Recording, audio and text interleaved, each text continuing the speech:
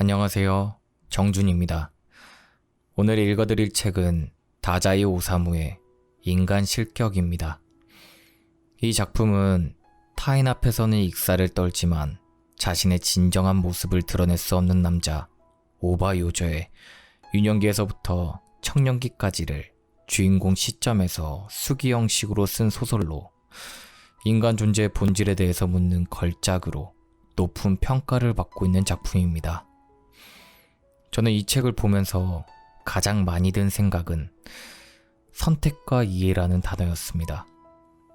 이런 인생을 사세요라는 말을 하는 것이 아닌 요조라는 삶을 통해 보시는 분들에게 이해를 하시나요?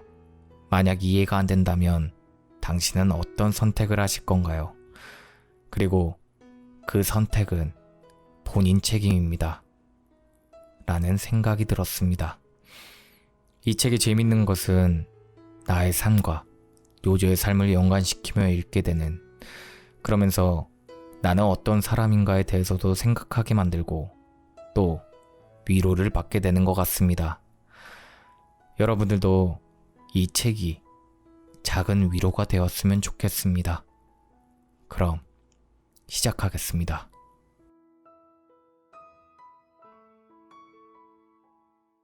나는 그 남자의 사진을 3장 본 적이 있다. 첫 번째 사진은 그 남자의 유년 시절이라고 해야 할까.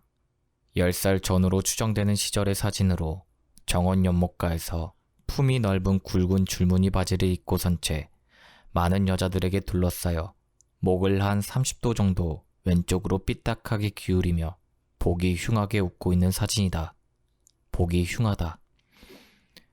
하지만 미의식에 둔한 사람들이라면 몸이 건조한 표정으로 귀여운 아드님이시군요라고 적당히 입에 발린 인사치레를 해도 전혀 거짓말이라고 의심되지 않을 정도로 이른바 일반적으로 말하는 귀염성 같은 것이 얼핏 보이기도 하는, 그러니까 어린아이 같은 웃음을 짓고 있지 않는 건 또 아닌 그런 얼굴이다. 그러나 조금이나마 미의식에 민감한 사람이라면 한눈에 세상에나 아이가 인상이 좀 그러네 라며 몹시 불쾌한 듯 중얼거리며 송충이를 털어낼 때의 손놀림으로 사진을 던져버릴지도 모른다. 그 아이가 웃고 있는 모습은 자세히 보면 볼수록 왠지 모르게 불쾌하고 섬뜩한 무언가가 느껴진다. 근본적으로 웃는 얼굴이 아니다. 그 아이는 조금도 웃고 있지 않다. 그 증거로 그 아이는 두 주먹을 불끈 쥐고 서 있다. 사람은 주먹을 꽉 쥐면서 웃지 않는다. 원숭이다. 원숭이가 웃고 있다. 단지 얼굴에 보기 흉한 주름을 잡고 있을 뿐이다. 주름투성이 아이라고 말하고 싶을 정도로 진짜 기묘하고 추잡스럽고 이상하게 사람을 화나게 만드는 표정을 짓고 있는 사진이다. 나는 지금껏 이렇게 이상한 표정을 짓는 아이는 본 적이 단 한 번도 없다. 두 번째 사진에서 그 남자는 깜짝 놀랄 정도로 많이 변해 있었다. 학생처럼 보였다. 고등학교 시절인지 아니면 대학 시절인지 확실치는 않지만 어쨌든 두려울 정도로 잘생겼다. 그러나 이 사진에서도 이상하게 살아있는 인간의 느낌은 들지 않는다. 교복을 입고 있으며 가슴 포켓 쪽에는 흰 손수건이 살짝 보이고 등나무 의자에 다리를 꼬고 앉아서 웃고 있다. 이번 사진의 웃는 얼굴은 주름투성이 원숭이 같진 않지만 꽤 교묘한 미소가 인간의 웃음과는 어딘가 다르다. 피의 무게라고 해야 할까? 생명의 수수하면서도 깊은 맛이라고 해야 할까? 그런 충실감은 조금도 찾아볼 수 없다. 그야말로 새는 아니지만 깃털처럼 가볍고 흰 종이 한 장 같은 그런 웃음을 띠고 있다. 즉, 하나부터 10까지 다 만들어낸 것 같은 느낌이다. 척한다는 말로는 부족하다. 경박하다는 말로도 부족하다. 기생오라비 같다는 말로도 부족하다. 멋을 부리고 있다는 말로도 물론 부족하다. 게다가 잘 보면 이 잘생긴 학생에게서는 역시 왠지 모르게 괴담에서나 느껴지는 섬뜩함이 느껴진다. 나는 지금까지 이렇게 이상한 느낌의 아름다운 청년을 본 적이 단 한 번도 없다. 마지막 사진이 가장 기묘하다. 더 이상 나이를 짐작할 수 없다. 머리에는 다소 백발이 섞여 있다. 아주 지저분한 방의 한편에서 작은 화로에 양손을 쬐고 있다. 이번에는 웃고 있지 않다. 표정이 전혀 없다. 다시 말하면 화로 앞에서 양손을 쬐다가 자연스럽게 죽은 것 같은, 참으로 불길하고 꺼림직한 냄새마저 풍기는 사진이다. 기묘한 것은 이뿐이 아니다. 사진에는 얼굴이 유난히 크게 찍혀 있어서 생김새를 자세히 살펴볼 수 있었다. 이마도 평범하고, 이마의 주름도 평범하고, 눈썹도 평범하고, 귀도, 입도, 턱도. 그래, 이 얼굴에는 표정만 없는 게 아니라 인상도 없다. 특징이 없다. 예를 들어 내가 사진을 본 다음 눈을 감는다고 하자. 나는 이미 그 남자의 얼굴을 잊어버렸다. 방벽, 작은 화로는 떠올릴 수 있지만 정작 방 주인의 얼굴의 인상은 안개 속으로 사라져서 아무리 노력해도 아무것도 떠올릴 수가 없다. 그림으로도 그려지지 않는 얼굴이다. 만화로도 그 어떤 기법으로도 그릴 수 없는 얼굴이다. 눈을 뜬다. 아, 이런 얼굴이었구나 하고 떠올렸다 한들 조금도 기쁘지 않다. 극단적으로 말하자면 눈을 떠서 사진을 다시 본들 기억이 나지 않는다. 단순히 불쾌하고 짜증나기 때문에 눈을 피하고 싶어진다. 죽은 사람의 얼굴이라 해도 이보다는 표정이 있고 인상이 있을 것이다. 인간의 몸에 짐을 실어 나르는 말의 목이라도 붙이면 이런 느낌이 나올까.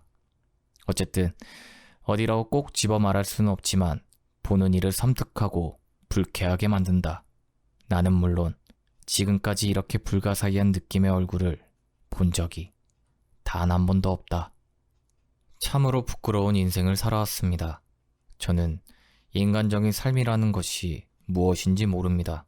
저는 도호쿠 지방의 어느 시골 마을에서 태어났기 때문에 꽤 성장하고 나서야 기차라는 걸 처음 봤습니다.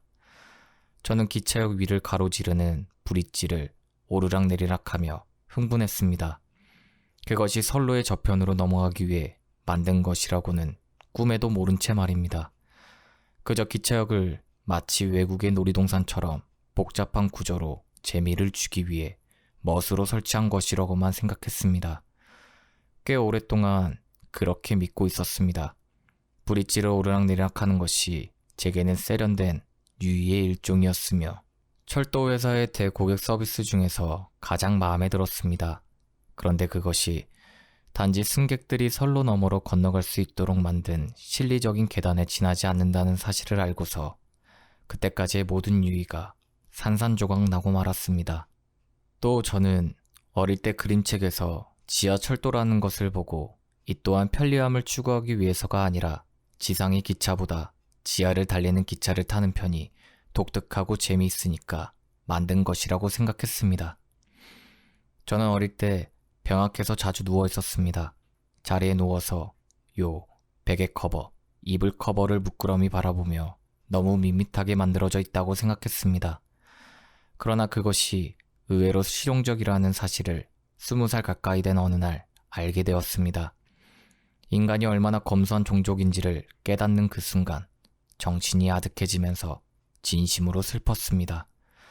또 저는 공복감이라는 것을 몰랐습니다. 제가 의식주가 풍족한 집에 태어나고 성장했다는 의미가 아닙니다. 그런 어리석은 의미가 아닙니다. 단지 공복감이라는 감각이 어떤 것인지 몰랐을 뿐입니다. 이상하게 들리겠지만 배가 고파도 제 스스로 그것을 깨닫지 못했습니다. 초등학교와 중학교 때 제가 학교에 돌아오면 주변 사람들은 저런 배고프지? 우리들도 그랬어. 학교 갔다 오면 그렇게 배가 고프더라고. 진짜 못 참을 정도였지. 달콤한 콩과자 먹을래? 아니면 카스테라? 빵도 있단다. 하며 부산을 떨었습니다. 저는 워낙 사람들의 기분을 잘 맞춰주는 성격이라 너무 배고파야 하며 일부러 툴툴거리면서 콩과자를 10개 정도 입에 툭 털어놓곤 했습니다. 배가 고픈지 어떤지 전혀 느끼지도 못하면서 말입니다. 저는 물론 잘 먹었습니다. 하지만 배가 고파서 먹었던 기억은 거의 없습니다. 신기해서 먹었습니다. 고급스러워 보여서 먹었습니다. 남의 집에 갔을 때 먹으라고 내오는 것은 무리를 해서라도 억지로 다 먹었습니다. 실은 어린 제게 가장 고통스러운 시간은 가족들과의 식사 시간이었습니다. 시골의 고향집에서는 10명 정도 되는 가족이 밥과 반찬이 올라가 있는 개인 밥상을 각자 앞에 두고 두 줄로 서로 마주보고 앉아서 밥을 먹었습니다. 막내인 저는 물론 제일 끄트머리에 앉았습니다. 밥 먹는 방은 심지어 점심을 먹을 때도 어두침침했습니다. 그 방에서는 늘 10여 명의 가족이 아무 말도 없이 그저 묵묵히 밥만 먹는 분위기라 저는 으스스함을 느끼곤 했습니다. 게다가 시골의 고지식한 집안이었기에 반찬도 늘 똑같았습니다. 신기하거나 고급스러운 것은 상상도 못했습니다. 저는 밥 먹는 시간이 점점 무서워지기 시작했습니다. 저는 그 어두침침한 방의 끄트머리에 앉아서 추위에 덜덜 떨며 밥을 꾸역꾸역 입으로 집어넣어서 삼켰습니다. 인간은 왜 하루에 3번씩 밥을 먹을까? 모두 엄숙한 표정으로 밥을 먹었습니다. 일종의 의식 같은 것으로 가족이 매일 하루에 3번 정해진 시간에 어두침침한 방에 모여 개인 밥상을 앞에 두고 순서대로 앉아 설령 먹고 싶지 않더라도 아무 말 않고 고개를 숙이고 밥을 씹습니다. 집안에 울거리는 귀신들에게 공양하고 있는 것일지도 모른다. 이렇게까지 생각한 적이 있을 정도였습니다. 저에게 밥을 안 먹으면 죽는다는 말은 그저 못마땅한 협박으로밖에 들리지 않았습니다. 그 미신 덕에 저는 늘 불안과 공포에 떨었습니다.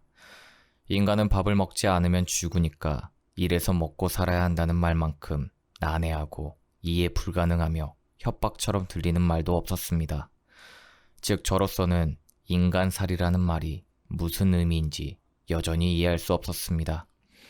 제 행복관념과 세상 사람들의 행복관념이 어긋나 있는 것 같은 불안감. 저는 그 불안감 때문에 저녁마다 대굴대굴 구르고 신음하고 발광하기도 했습니다. 저는 과연 행복한 것일까요? 저는 어릴 때부터 종종 운 좋은 녀석이라는 말을 들었습니다만 제 자신은 늘 지옥에 사는 것 같은 느낌이었습니다. 오히려 저더러 운 좋은 녀석이라고 하는 사람들이 저와는 비교도 안 될 정도로 훨씬 행복해 보였습니다. 저에게는 10개의 재앙덩어리가 있습니다. 그중 하나라도 주변 사람이 가지게 된다면 그것만으로 그 사람은 생명을 잃고 말 거라고 생각한 적도 있었습니다. 다시 말해서 모릅니다. 주변 사람이 느끼는 고통의 성질과 정도를 전혀 짐작할 수 없습니다. 실용적인 고통, 단순히 밥을 먹으면 해결되는 고통. 그러나 그것이야말로 가장 강력하고 아프고 괴로운 고통으로 제가 가진 10개의 재앙 따위는 비교도 안 될 정도로 처참한 아비규환의 지옥일지도 모릅니다. 모르겠습니다. 그러나 그런 것 치고는 잘도 자살도 하지 않고 발광도 하지 않고 정치를 논하거나 절망하지 않고 좌절하지 않고 살기 위한 투쟁을 계속하고 있다는 생각이 듭니다. 고통스럽지 않은 게 아닐까? 철저한 에고이스트가 된 거다. 게다가 에고이스트가 되는 것을 당연하다고 생각하고 한 번도 자신을 의심한 적이 없는 게 아닐까? 그렇다면 마음 편하겠다. 그러나 인간이라는 것은 다들 그러하며 또 그것으로 만점이 아닐까? 모르겠다. 밤에는 푹 자고 아침에는 상쾌하게 일어날까? 어떤 꿈을 꿀까? 길을 걸으면서 무슨 생각을 할까? 돈? 설마 그것만은 아닐 것이다. 인간은 밥을 먹기 위해 산다는 말은 들은 적이 있지만 돈을 위해 산다는 말은 들은 적이 없다. 아니, 그러나 어쩌면 아니, 그래도 모르겠다. 생각하면 할수록 저는 더욱 미궁 속으로 빠졌고 제 자신이 너무나도 이상하게 느껴져 불안과 공포감이 엄습했습니다. 저는 주변 사람들과 거의 대화를 하지 않습니다. 무슨 말을 어떻게 해야 하는지 몰랐기 때문입니다. 그래서 생각해낸 것이 익사를 떠는 것이었습니다. 그것은 인간에 대한 저의 마지막 구애였습니다. 저는 인간을 극도로 두려워하면서도 인간을 도저히 단념할 수 없었나 봅니다. 그렇게 해서 저는 익살이라는 하나의 끈으로 아주 약하지만 인간과 연결될 수 있었습니다. 겉으로는 끊임없이 웃지만 속으로는 필사적인, 그야말로 천번에 한 번 찾아올 법한 위기일발에 진땀 나는 서비스였습니다. 저는 어릴 때부터 가족임에도 가족들이 얼마나 괴롭고 또 어떤 생각을 하며 살고 있는지 전혀 조금도 짐작하지 못했습니다. 단지 두렵고 거북해서 그런 분위기를 견디지 못하고 익사를 부리게 되었습니다. 즉, 저는 언젠가부터 진실을 단 한마디도 말하지 않는 아이가 되어버렸습니다. 그 즈음에 가족들과 함께 찍은 사진을 보면 다른 사람들은 다들 진지한 표정을 짓고 있는데 저 혼자만 기묘하게 얼굴을 일그러뜨리고 웃고 있습니다. 이 또한 저의 유치하고 슬픈 익살의 일종이었습니다. 저는 부모님에게 말대답을 한 적이 한 번도 없었습니다. 제게 잔소리란 청천벽력같이 강해드는 순간 미쳐버릴 것만 같아서 말대답하기는커녕 잔소리야말로 이른바 예부터 변함없는 인간의 진리가 틀림없다. 그 진리를 실천한 능력이 없으니 더 이상 나는 인간들과 함께 살 수 없는 것이 아닌가. 저는 그렇게 믿어버리고 말았습니다. 그래서 저는 언쟁도 자기 변명도 할 수 없었습니다. 남에게 안 좋은 소리를 들으면 그렇구나, 지당한 말이다, 내가 심각한 오해를 했구나 하는 기분이 들어서 늘 공격을 묵묵히 받아들였습니다. 그리고 내심 미쳐버릴 정도의 공포를 느꼈습니다. 남이 자신에게 비난을 퍼붓거나 화를 내면 기분이 좋을 사람이 누가 있겠습니까마는 저는 화내고 있는 사람의 얼굴에서 사자보다도 악어보다도 용보다도 더 무서운 동물의 본성을 보았습니다.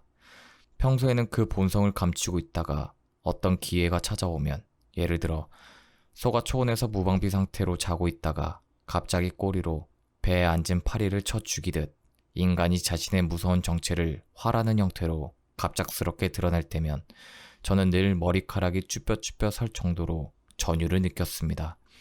이 본성도 또한 인간으로 살아가는데 필요한 자격 중 하나일지도 모른다는 생각에 제 자신에게 절실함이 느껴질 정도의 절망감을 느꼈습니다.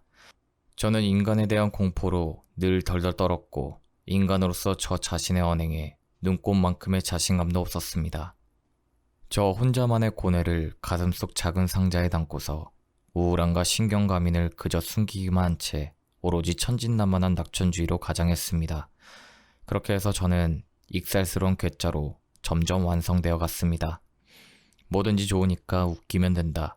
그러면 인간들은 내가 자신들이 말하는 이른바 삶 밖에 있더라도 그다지 신경 쓰지 않을 것이다. 어쨌든 인간들의 눈에 거슬리면 안 된다. 나는 무다, 바람이다, 하늘이다.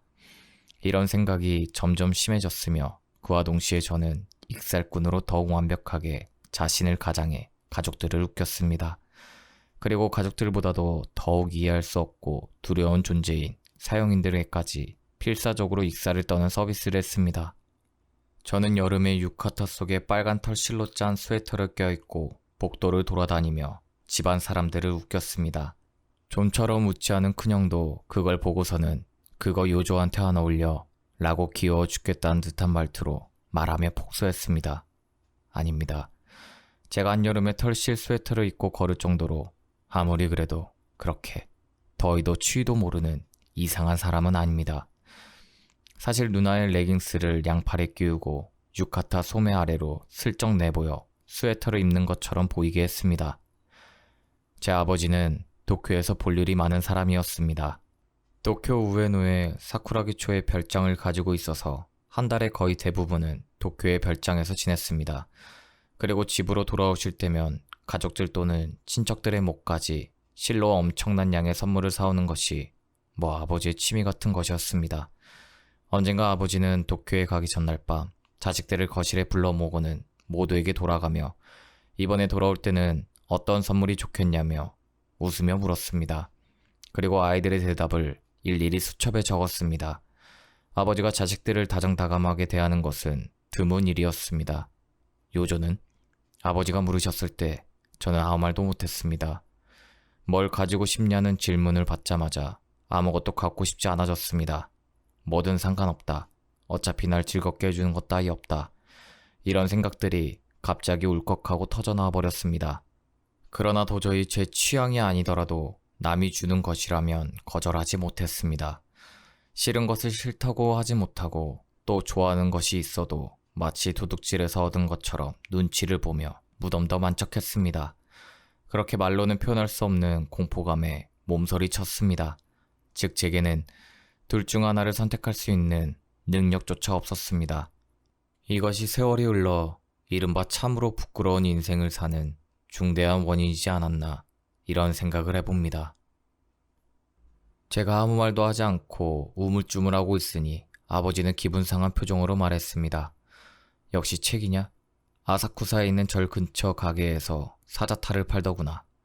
설날 사자춤에 쓰는 탈 말이다. 애들이 쓰고 놀기에 딱 좋은 크기던데 그건 어떠냐? 갖고 싶지 않으냐? 갖고 싶지 않으냐는 말을 들으면 상황 종료입니다. 익사를 떨 수 없습니다. 대답을 할 수도 없습니다. 얼어붙어 버려 아무것도 할 수 없습니다. 익살꾼으로서는 완전히 낙제점이었습니다. 책이 좋을 것 같습니다. 큰형이 진지한 표정으로 말했습니다. 그래? 아버지는 재미없어졌다는 표정을 지으며 수첩을 탁 하고 닫아버렸습니다. 수첩에 메모도 하지 않고 말입니다. 참으로 어처구니 없는 실패입니다. 저는 아버지를 화나게 만들었습니다.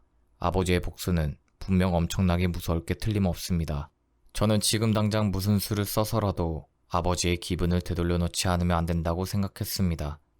그날 밤 이불 속에서 덜덜 떨면서 고민하던 끝에 몰래 일어나 거실로 가서 아버지가 좀 전에 수첩을 넣어 두셨던 서랍을 열어 수첩을 꺼내 페이지를 넘기며 선물 주문 리스트가 적혀있는 곳을 찾았습니다.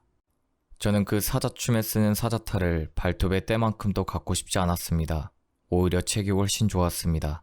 하지만 저는 아버지가 그 사자탈을 제게 사주고 싶어 한다는 것을 눈치채고 아버지의 기분을 맞춰주기 위해 아버지가 기뻐하는 모습을 보기 위해 심야의 거실로 몰래 숨어 들어가는 모험을 결행한 것이었습니다. 그리고 제 비상사태에 대한 대처 방법은 대성공을 거뒀습니다. 아버지가 도쿄에서 돌아오자마자 어머니에게 큰 소리로 말씀하시는 것을 방에서 들었습니다. 장난감 가게에서 수첩을 펼쳤더니 이거 보라고 여기 사자탈이라고 적혀 있었소이다. 이거 내 글씨가 아니지 않소. 이상하다 싶었는데 짚히는 게 있었소이다. 요저 녀석이 장난을 친 것이오. 녀석. 내가 물었을 때는 그저 싱글거리기만 하고 아무 말 않더니 나중에 사자탈이 무척 갖고 싶어졌나 보. 녀석은 특별한 아이 아니오. 모른 척하고 이렇게 슬쩍 적어 넣다니. 그렇게 갖고 싶으면 직접 말하면 될 터인데. 내가 말이오. 장난감 가게에서 얼마나 웃었는지 아시오? 요저 녀석을 빨리 불러오시오. 저는 사형인들을 응접실로 불러 남자 한 명에게 되는 대로 피아노를 두드리게 하고 그 소음에 가까운 피아노 소리에 맞춰서 인디언 춤을 선보였습니다. 그 광경을 보고 모두들 포복 절도했습니다. 둘째 형은 플래시를 터뜨리며 제 인디언 춤을 찍었습니다. 현상된 사진을 보니 복뒤 매듭 사이로 작은 고추가 보였습니다.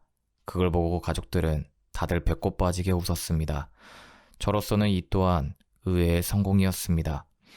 저는 매월 소년 잡지를 10권 이상이나 구독하고 있었습니다.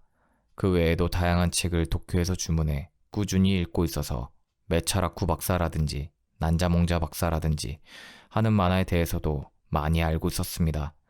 그 외에도 괴담 고단, 라쿠고, 에도코 마나시 등에 관해서도 잘 알고 있었기 때문에 익살스러운 이야기를 진지한 얼굴로 말해 집안 사람들을 웃기기에 소재는 충분했습니다. 그러나 학교. 저는 거기에서 존경을 받을 뻔했습니다. 존경받는다는 관념도 저를 몹시 두렵게 만들었습니다. 거의 완벽에 가깝게 남을 속이다가 전지전능한 어떤 사람에게 들켜서 산산조각 나버려 죽기보다 더한 수치심을 느끼게 된다는 것이 제가 내린 존경받는다의 정의였습니다. 인간을 속여서 존경받는다고 해도 누군가 한 사람은 알고 있습니다. 그리고 언젠가 그 한 사람이 인간들에게 가르침을 주어 자신들이 내게 사기를 당했다는 것을 깨달았을 때 그때 인간들의 분노와 복수는 도대체 어떤 것이겠습니까? 생각만 해도 온몸에 털이 꼿꼿하게 서는 느낌이었습니다. 저는 부잣집에서 태어났다기보다도 세상 사람들이 흔히 말하는 공부 잘하는 아이로서 학교에서 존경받을 뻔했습니다. 저는 어릴 때부터 병약했기에 한 달, 두 달 혹은 한 학년 가까이 병치레를 해서 자주 학교를 쉬었습니다. 그럼에도 나은 지 얼마 되지 않은 몸을 이끌고 인력거를 타고 학교에 가서 학년 말 시험을 치면 반에서 제일 성적이 좋았습니다. 몸 상태가 좋을 때도 저는 공부를 별로 하지 않았습니다. 학교에 가도 수업 시간에 만화 따위를 그리고 쉬는 시간에는 그것을 반 아이들에게 설명하며 웃겼습니다. 또 글을 쓰라고 하면 웃기는 이야기만 써서 선생님에게 주의를 들었습니다. 그러나 저는 그만두지 않았습니다. 실은 선생님도 저의 웃기는 이야기를 몰래 즐기고 있다는 것을 알고 있었기 때문이었습니다. 어느 날 저는 여느 때처럼 어머니가 절 데리고 도쿄로 가던 기차 안에서 객차 통로에 있는 가래통에 오줌을 누고만 실수담을 참으로 슬프게 적어서 제출했습니다. 선생님은 틀림없이 웃을 거라는 자신감이 있었습니다. 교무실로 돌아가는 선생님의 뒤를 몰래 밟았습니다. 선생님은 교실에서 나오자마자 반 아이들의 제출물에서 제 글을 뽑아 복도를 걸으며 읽기 시작했습니다. 그리고는 작게 소리를 내 웃었습니다. 교무실에 들어가서는 벌써 다 읽었는지 얼굴이 시뻘개질 정도로 큰 소리로 웃었습니다. 다른 선생님에게 읽어보라고 권하는 선생님의 모습을 보며 저는 무척 만족스러웠습니다. 장난꾸러기. 저는 이른바 장난꾸러기로 보이는데 성공했습니다. 존경받는 것에서 도망치는데 성공했습니다. 학교 통지표를 보면 학과는 모두 10점 만점이었지만 행동평가는 7점이거나 6점을 받아서 이것 또한 가족들의 웃음을 자아냈습니다. 그러나 제 본성은 장난꾸러기 따위와는 많이 대조적인 것이었습니다. 그즈음 이미 저는 집의 남녀 사용인들에게 슬프고 가엾은 어떤 것에 대해 배우고 겁탈당하고 말았습니다. 어린아이에게 그런 짓을 하는 것은 인간이 행할 수 있는 범죄 중에서도 가장 추악하고 하등하고 잔혹한 범죄라고 저는 지금도 생각하고 있습니다. 그러나 저는 숨기고 참았습니다. 이것으로 또 하나 더 인간의 특징을 알게 되었다는 기분조차 들어서 그래서 맥없이 웃었습니다. 만약 제게 사실을 말하는 습관이 있었다면 주눅들지 않고 그들의 범죄를 아버지와 어머니께 호소할 수 있었을지도 모릅니다. 그러나 저는 아버지도 어머니도 전부를 이해할 수 없었습니다. 저는 인간에게 호소한다는 그 수단에는 조금의 기대도 없었습니다. 아버지께 호소해도, 어머니께 호소해도, 순경에게 호소해도, 정부에게 호소해도 결국 처세술이 뛰어난 사람의 목소리 큰 사람의 변명만 들어줄 게 뻔하지 않을까 생각했습니다. 반드시 편파적이라는 것을 너무 잘 알고 있다. 어차피 인간에게 호소하는 것은 쓸데없는 짓이다. 저는 역시 사실은 말하지 않고 숨기고 참고 그리고 익사를 계속 떠는 것 외에는 달리 방법이 없다는 생각이 들었습니다. 뭐야, 인간에 대한 불신을 말하고 있나? 그래?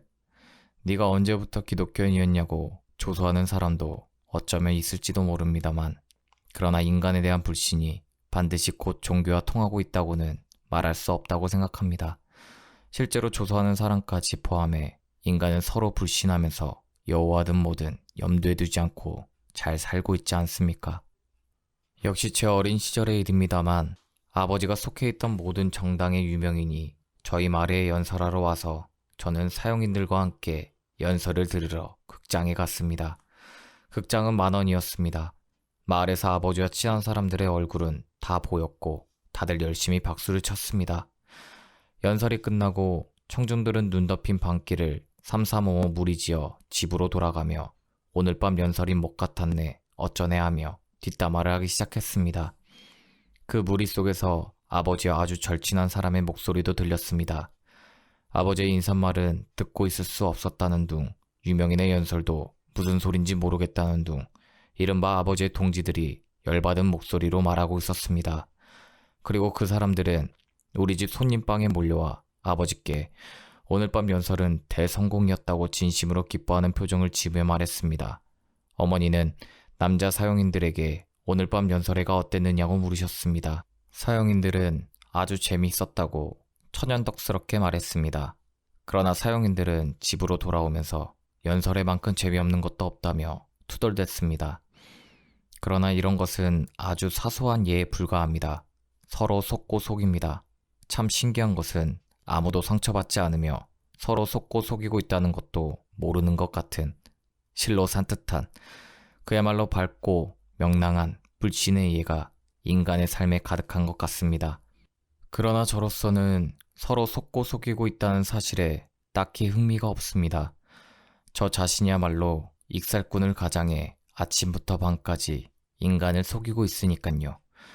저는 바른생활 교과서에나 나올 법한 정의인지 뭔지 아는 도덕 따위에는 그다지 관심이 없습니다. 저는 속고 속이고 있으면서 맑고 밝고 명랑하게 살고 있는, 또는 살 수 있는 자신감을 가지고 있는 것 같은 인간이 오히려 난해합니다. 인간은 끝내 제게 그런 묘수를 가르쳐 주지 않았습니다. 그 묘수만 알았더라면 저는 인간을 이렇게 두려워하고 필사적으로 서비스를 하지 않아도 되었을 텐데 말입니다. 인간의 생활과 대립하며 밤마다 지옥도 이런 지옥이 없을 거라고 지독한 고통을 느끼지 않아도 됐을 텐데 말입니다. 즉, 제가 남녀 사용인들의 증오스러운 범죄조차 아무에게 털어놓지 못했던 것은 인간에 대한 불신 때문이 아니라, 물론 기독교인 때문도 아니며 인간이 요조라는 저에 대해 신용의 껍질을 굳게 닫고 있었기 때문이었다고 생각합니다. 부모님조차 제가 이해하기 어려운 면을 가끔 보여주시기도 했으니깐요. 그리고 그 아무에게도 털어놓을 수 없는 저의 이 고독한 냄새가 많은 여성들의 본능을 자극해 훗날 여러 여성들에게 이용당하는 원인 중 하나가 된 것 같기도 합니다. 다시 말해, 여성들에게 저는 사랑의 비밀을 지킬 수 있는 남자였다는 말입니다. 바다에서 파도가 부서지는 곳, 그렇게 말해도 좋을 정도로 바다 가까이 위치한 해안에 꽤 큰 흑빛 나무 줄기에 3번 나무가 20그루 이상 늘어서 있는데, 4월이 되면 그 3번 나무는 갈색빛 도는 끈적한 새잎과 함께 푸른 바다를 배경으로 현란한 꽃을 피우고, 꽃잎이 흩날릴 때가 되면 바다 위로 수많은 꽃잎이 떨어져 바다 수면을 깨알같이 수놓으며 떠다니다가 파도를 타고 다시 파도가 부서지는 곳으로 되돌아오는, 그런 벚꽃 해변을 그대로 교정으로 사용할 수밖에 없는 곳에 위치한 모 중학교에 저는 입시 준비도 제대로 하지 않았는데 어찌된 일인지 무사히 입학하게 되었습니다. 그 중학교의 모자에 달린 휘장에도 교복 단추에도 도안된 벚꽃이 피어 있었습니다. 그 중학교 바로 옆에 우리 집안과 먼 친척 사이인 사람이 살고 있었습니다. 그래서 아버지는 그 바다와 벚꽃의 중학교를 제게 골라주셨던 것입니다. 저는 그 집에 맡겨졌습니다. 여하튼 그 집이 학교 바로 옆에 있어서 아침 조례 종소리를 듣고서 학교에 뛰어가는 꽤 게으른 중학생이었지만, 그래도 예의 그 익살 덕분에 나날이 학급에서 인기를 얻고 있었습니다. 태어나서 처음으로 이른바 타향에 온 셈입니다만, 저로서는 그 타향이 제가 태어난 고향보다도 훨씬 편안하게 느껴졌습니다. 그것은 제 익살꾼 연기도 그 즈음에는 드디어 몸에 익숙해져서 남을 속이는 것에 이전만큼 고생할 필요가 없어졌기 때문이라고 분석해도 좋겠지만, 그것보다도 가족과 타인, 고향과 타향, 거기에는 메울 수 없는 연기의 난이도 차이가 아무리 천재라도, 설령 하느님 아들인 예수라도 존재하는 거 아니겠습니까? 배우로서 가장 연기하기 어려운 장소는 고향 극장으로, 게다가 친인척 모두 앉아있는 곳이라면 아무리 명배우라도 연기가 되겠습니까? 하지만 저는 고향에서 연기해왔습니다. 게다가 꽤 성공했습니다.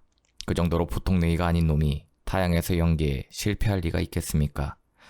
인간에 대한 저의 공포는 이전보다 더 심하면 심했지 전보다 전혀 뒤떨어지지 않을 정도로 가슴 밑바닥에서 꿈틀거리고 있었습니다. 그러나 연기는 실로 점점 더 좋아졌으며, 교실에서는 늘 반 아이들을 웃기고, 교사도 말로는 이 반은 오바 요조만 없으면 진짜 착한 반인데 라고 한숨을 지었지만, 실은 손으로 입을 가리고 웃고 있었습니다. 저는 그 천박하고 천둥같이 큰 소리를 내지르는 교련 담당 장교조차도 쉽게 웃음을 터뜨리게 만들 수 있었습니다.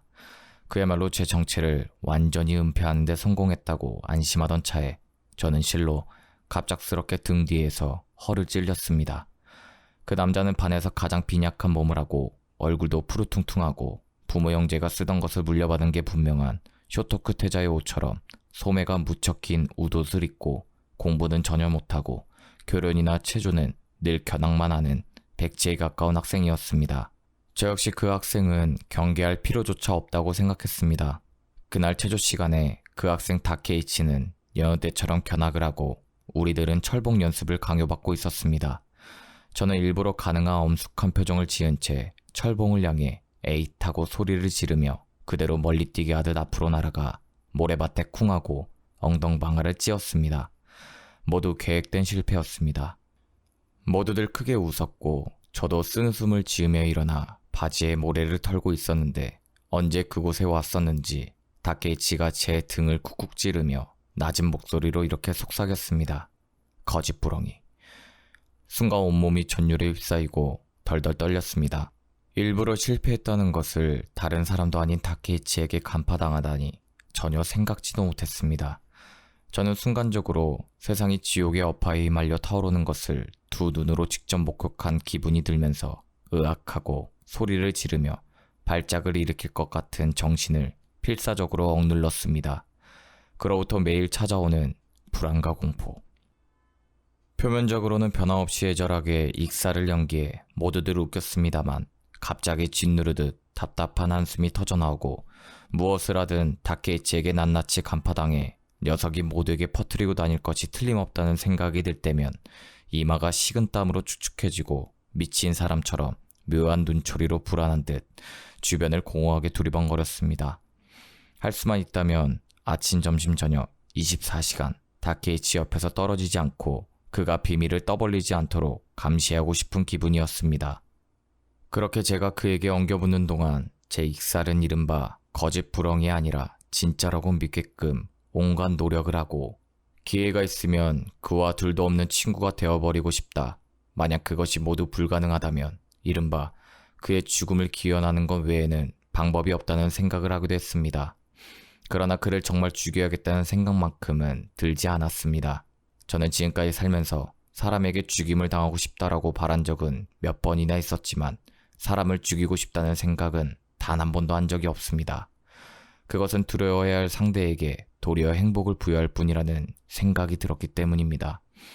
저는 그를 회유하기 위해 먼저 얼굴에 가짜 기독교인과 같이 다정다감한 미소를 띠며 목을 30도 정도 왼쪽으로 기울이고 그의 작은 어깨를 가볍게 두들긴 다음 본성을 숨기고 간드러지는 목소리로 제가 하숙하고 있는 집으로 놀러오라고 여러 번 꼬드겼지만 그는 늘 초점 없는 눈으로 바라볼 뿐 아무 대답도 하지 않았습니다. 어느 날 방과 후 분명 초여름 날의 일이었습니다. 소낙비의 물보라가 빛에 반사되어 새하얗게 반짝이며 세차게 내리자 학생들은 하교도 못하고 어쩔 줄 몰라 하고 있었지만 저는 집이 바로 옆이라 그냥 뛰어가려고 했습니다. 그때 신발장의 어느 그늘진 곳에 다케이치가 기운 없이 서 있는 것을 발견하고 가자, 우산 빌려줄게 라고 말을 건넸습니다.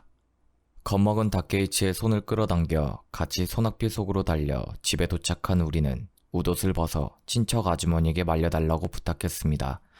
그렇게 저는 다케이치를 2층의 제 방으로 데려가는데 성공했습니다. 그 집에는 쉰이 좀 넘은 친척 아주머니와 안경잡이에 병색이 완연해 보이는 30쯤의 꺽다리 첫째 딸, 그리고 언니와 달리 키가 작고 동그란 얼굴을 하고 있고 얼마 전 여학교를 졸업한 둘째 딸 세스짱, 이렇게 3명뿐인 가족으로 아래층의 가게에는 문구나 운동용품을 약간 팔고 있었습니다만 주요 수입은 죽은 남편이 지어서 남긴 대여섯 채되는 연립주택에서 나오는 집세였습니다. 귀가 아프다. 다케이치는 선체로 말했습니다. 비에 젖었더니 아파졌다. 제가 보니 양쪽 귀에서 고름이 질질 흐르는 귓병을 앓고 있었습니다. 고름이 당장이라도 귓바퀴 밖으로 흘러넘칠 것 같았습니다. 너무 심하네. 아프겠다. 저는 많이 놀란 듯 과장하며 비 오는데 억지로 끌고 나와서 미안 하고 여자 같은 말투로 다정다감하게 사죄하고 나서 아래로 내려가서 손과 알코올을 받아와서 다케이치를 제 무릎에 베고 눕게 한 다음 꼼꼼하게 귀청소를 해주었습니다. 다케이치도 저의 행동이 위선이고 악의적인 계략이라고는 전혀 눈치채지 못한 듯 너는 여자한테 인기 많을 거야 라고 제 무릎을 베고 누워서 멍청하게 입에 발린 말을 할 정도였습니다. 그러나 그것이 다케이치도 의식하지 못했을 정도로 무시무시한 악마의 예언이라는 것을 저는 나중에 알게 되었습니다.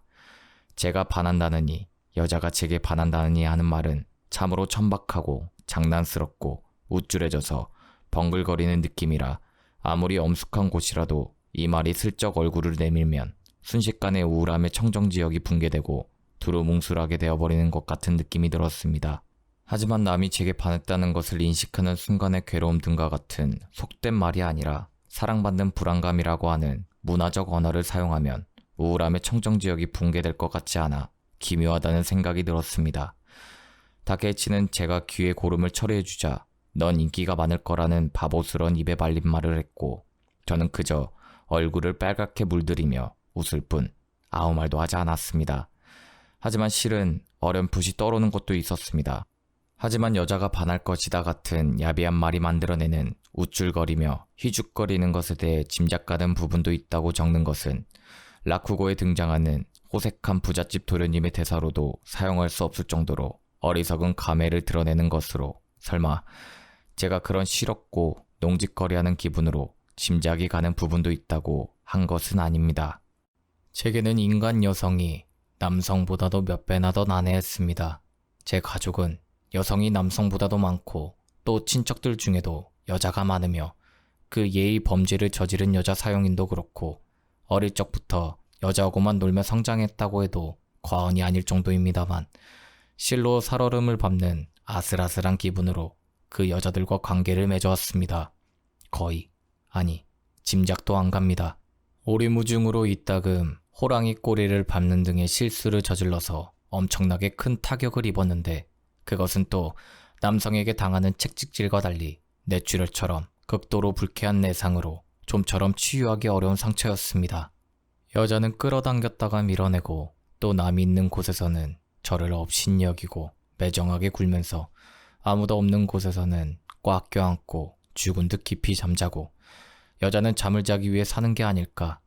그 외에도 여자에 대한 다양한 관찰을 이미 저는 유년 시절부터 해왔지만 동일한 인류인 듯 하면서도 남자와는 전혀 다른 생물이라는 느낌으로 그래서 이해 불가능하고 방심할 수 없는 생물인 그들은 기묘하게 저를 보살폈습니다. 여자가 내게 반한다 따위의 말도 또 여자가 나를 좋아한다는 말도 제게는 조금 더 어울리지 않으며 여자가 날 신경 쓴다고 말하는 편이 실상을 설명하는데 더 적당할지도 모르겠습니다. 여자는 남자보다도 익살에 너그러운 듯 했습니다. 제가 익사꾼 연기를 해도 남자는 언제까지고 킥킥거리지도 않고 저도 남자 앞에서는 분위기에 젖어 너무 익살을 연기하면 실패한다는 사실을 알고 있으므로 반드시 적당한 선에서 그만두도록 신경 쓰고 있습니다만 그런데 여자는 적당함을 모르고 언제까지고 계속해서 제게 익살을 요구하고 저는 끊임없는 앙콜에 답하느라 힘이 다 빠져서 지쳤습니다. 진짜 잘 웃습니다. 여자는 남자보다도 더욱 쾌락에 탐욕스러운 것 같습니다. 제가 중학교 때 신세를 지은 그 집의 누나뻘 딸도 동생뻘 딸도 시간만 나면 2층 제 방에 왔고 저는 그때마다 뛸 듯이 놀라고 벌벌 떨었습니다. 공부해? 아니요. 미소를 지으며 책을 덮었습니다. 오늘 학교에서 곰보라라는 지리 선생님이 말이야. 입에서 술술 흘러나온 것은 마음에도 없는 우스갯소리였습니다. 요조, 안경 써봐. 어느 날 밤 동생인 세스가 언니인 아네사와 같이 제 방으로 놀러와서 제게 익살을 무지 떨게 만든 다음 그렇게 말했습니다. 왜? 묻지 말고 빨리 써봐. 언니, 안경 좀 빌려줘. 언제나 난폭한 명령조로 말했습니다. 일사꾼은 저항하지 않고 아네사의 안경을 받아 썼습니다. 그러자마자 두 젊은 여자는 자지러지게 웃었습니다. 너무 똑같아. 로이드야 로이드. 당시 헤럴드 로이드라는 외국 영화의 희극 배우가 일본에서 인기가 있었습니다. 저는 일어서서 한 손을 들고 여러분하고 운을 떼며 이번에 일본의 팬 여러분들께 라고 일장연설을 해 더 많이 웃겼습니다. 그 후 저는 로이드의 영화가 마을 극장에 걸릴 때마다 몰래 보러 가서 그 배우의 표정 등을 연구했습니다. 또 어느 가을밤의 일입니다. 제가 누워서 책을 읽고 있는데 아내새가 갑자기 새처럼 재빠르게 방으로 뛰어들어와서는 제 입을 위로 쓰러져 울며 요조, 나 도와줄 거지? 그렇지? 이런 집 차라리 나가버리는 편이 나아. 도와줘 제발. 라며 엄청난 말을 하고는 또다시 울었습니다. 하지만 저는 여자에게 이런 일을 당하는 것이 처음이 아니었기 때문에 아내사의 과격한 말에도 전혀 놀라지 않았으며 오히려 진부하고 내용도 없어 흥이 깨진 기분이었습니다. 조심스럽게 이불에서 나와 책상 위에 감을 깎아 한 조각을 아내사에게 건넸습니다. 그러자 아내사는 딸꾹질을 하면서 그 감을 먹고는 뭐 재밌는 책 없어? 빌려줘 라고 말했습니다. 저는 나스의 소새끼에 나는 고양이로소이다라는 책을 책장에서 골라주었습니다. 고마워. 아내사는 쑥스러운 듯 웃으며 방을 나갔습니다. 아내사만이 아니라 도대체 여자가 어떤 기분으로 살고 있는지 생각하는 것은 제게 있어서 지렁이의 마음을 고찰하는 것보다 어렵고 귀찮고 기괴한 것이었습니다. 하지만 저는 여자가 그렇게 갑자기 울거나 할 때 뭔가 달콤한 것을 주면 그것을 먹고 기분이 좀 나아진다는 것만은 어릴 때부터 경험상 잘 알고 있었습니다. 둘째 딸인 세스는 친구들까지 제 방에 데리고 왔습니다. 그러면 저는 공평하게 모두를 웃겼으며 친구들이 돌아가면 세스는 반드시 친구들의 험담을 했습니다. 걔는 불량소녀라서 조심하라는 둥 늘 똑같은 말을 했습니다. 그렇다면 데리고 오지 않으면 될 터인데 말입니다. 세스 덕분에 제 방을 찾는 손님은 거의 전부가 여자인 상황이 되어버렸습니다. 그러나 다케이치의 이빨린 소리인 여자가 반할 것이다가 실현된 일은 결코 없었습니다. 즉 저는 일본의 도호쿠 지방의 헤럴드 로이드에 지나지 않았습니다. 다케이치의 무지한 이빨린 말이 꺼림칙한 예언으로 생생하게 살아나서 불길한 형태를 드러내는 것은 그로부터 몇 년이 더 지난 후의 일이었습니다. 다케이치는 제게 또 하나의 중요한 선물을 주었습니다. 귀신 그림이야. 언젠간 다케이치가 2층 제 방에 놀러 오면서 한 장의 총천연색 잡지 사진을 득이양양하게 가지고 와서는 제게 보여주며 그렇게 설명했습니다. 아니 이건? 하고 생각했습니다. 그 순간 제가 가야 할 길이 결정되었습니다. 시간이 흐른 후 그런 생각이 들었습니다. 저는 알고 있었습니다. 그것은 고우의 자화상에 지나지 않는다는 사실을. 제가 어렸을 때 일본에서는 이른바 프랑스의 인상파 그림이 엄청나게 유행하고 있어서 서양화 감상의 첫 발을 대체로 인상파에서 시작했으므로 고우, 고갱, 세잔, 르누아르 등과 같은 사람의 그림은 시골 중학생도 대체로 사진을 통해 알고 있었습니다. 저도 고우의 컬러판을 꽤 많이 봐서 터치의 맛, 색채의 선명함의 흥미를 가지고 있었으며 취향도 알고 있었습니다만 그러나 귀신 그림이라고는 전혀 생각하지 못했습니다. 그럼 이런 건 어때? 역시 귀신인가? 저는 책장에서 모딜리아니의 화첩을 꺼내 붉은 빛을 머금은 피부 벌거벗은 나부 그림을 다케이치에게 보여주었습니다. 엄청나다. 다케이치는 눈을 동그랗게 뜨고서 감탄했습니다. 지옥의 말 같아. 역시 귀신인가? 나도 이런 귀신 그림을 그리고 싶다. 인간에 대한 공포가 지나친 사람이 도리어 더 무서운 요괴를 눈으로 직접 확인하고 싶다고 소원하는 심리. 신경질적이고 쉽게 두려워한 사람일수록 더 강한 폭풍우를 기원하는 심리. 아, 이 한 무리의 화가들은 인간이라는 귀신에게 상처를 입고 협박당하던 끝에 결국 환영을 믿어버리고 대낮에 자연 속에서 명확하게 요괴를 본 것이다. 게다가 그들은 그것을 익살 등으로 얼버무리지 않고 보이는 대로 표현하려고 노력했다. 다케치가 말했듯 과감하고 용기 있게 귀신 그림을 그린 것이다. 여기에 미래에 제 동료가 있다고 생각한 저는 눈물이 날 정도로 흥분해서 나도 그릴 거야. 귀신 그림을 그릴 거야.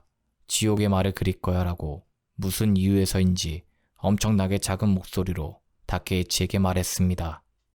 저는 초등학교 때부터 그림을 그리는 것도 보는 것도 좋아했습니다. 그러나 제가 그린 그림은 제 글솜씨에 비해 사람들의 평판이 좋지 않았습니다.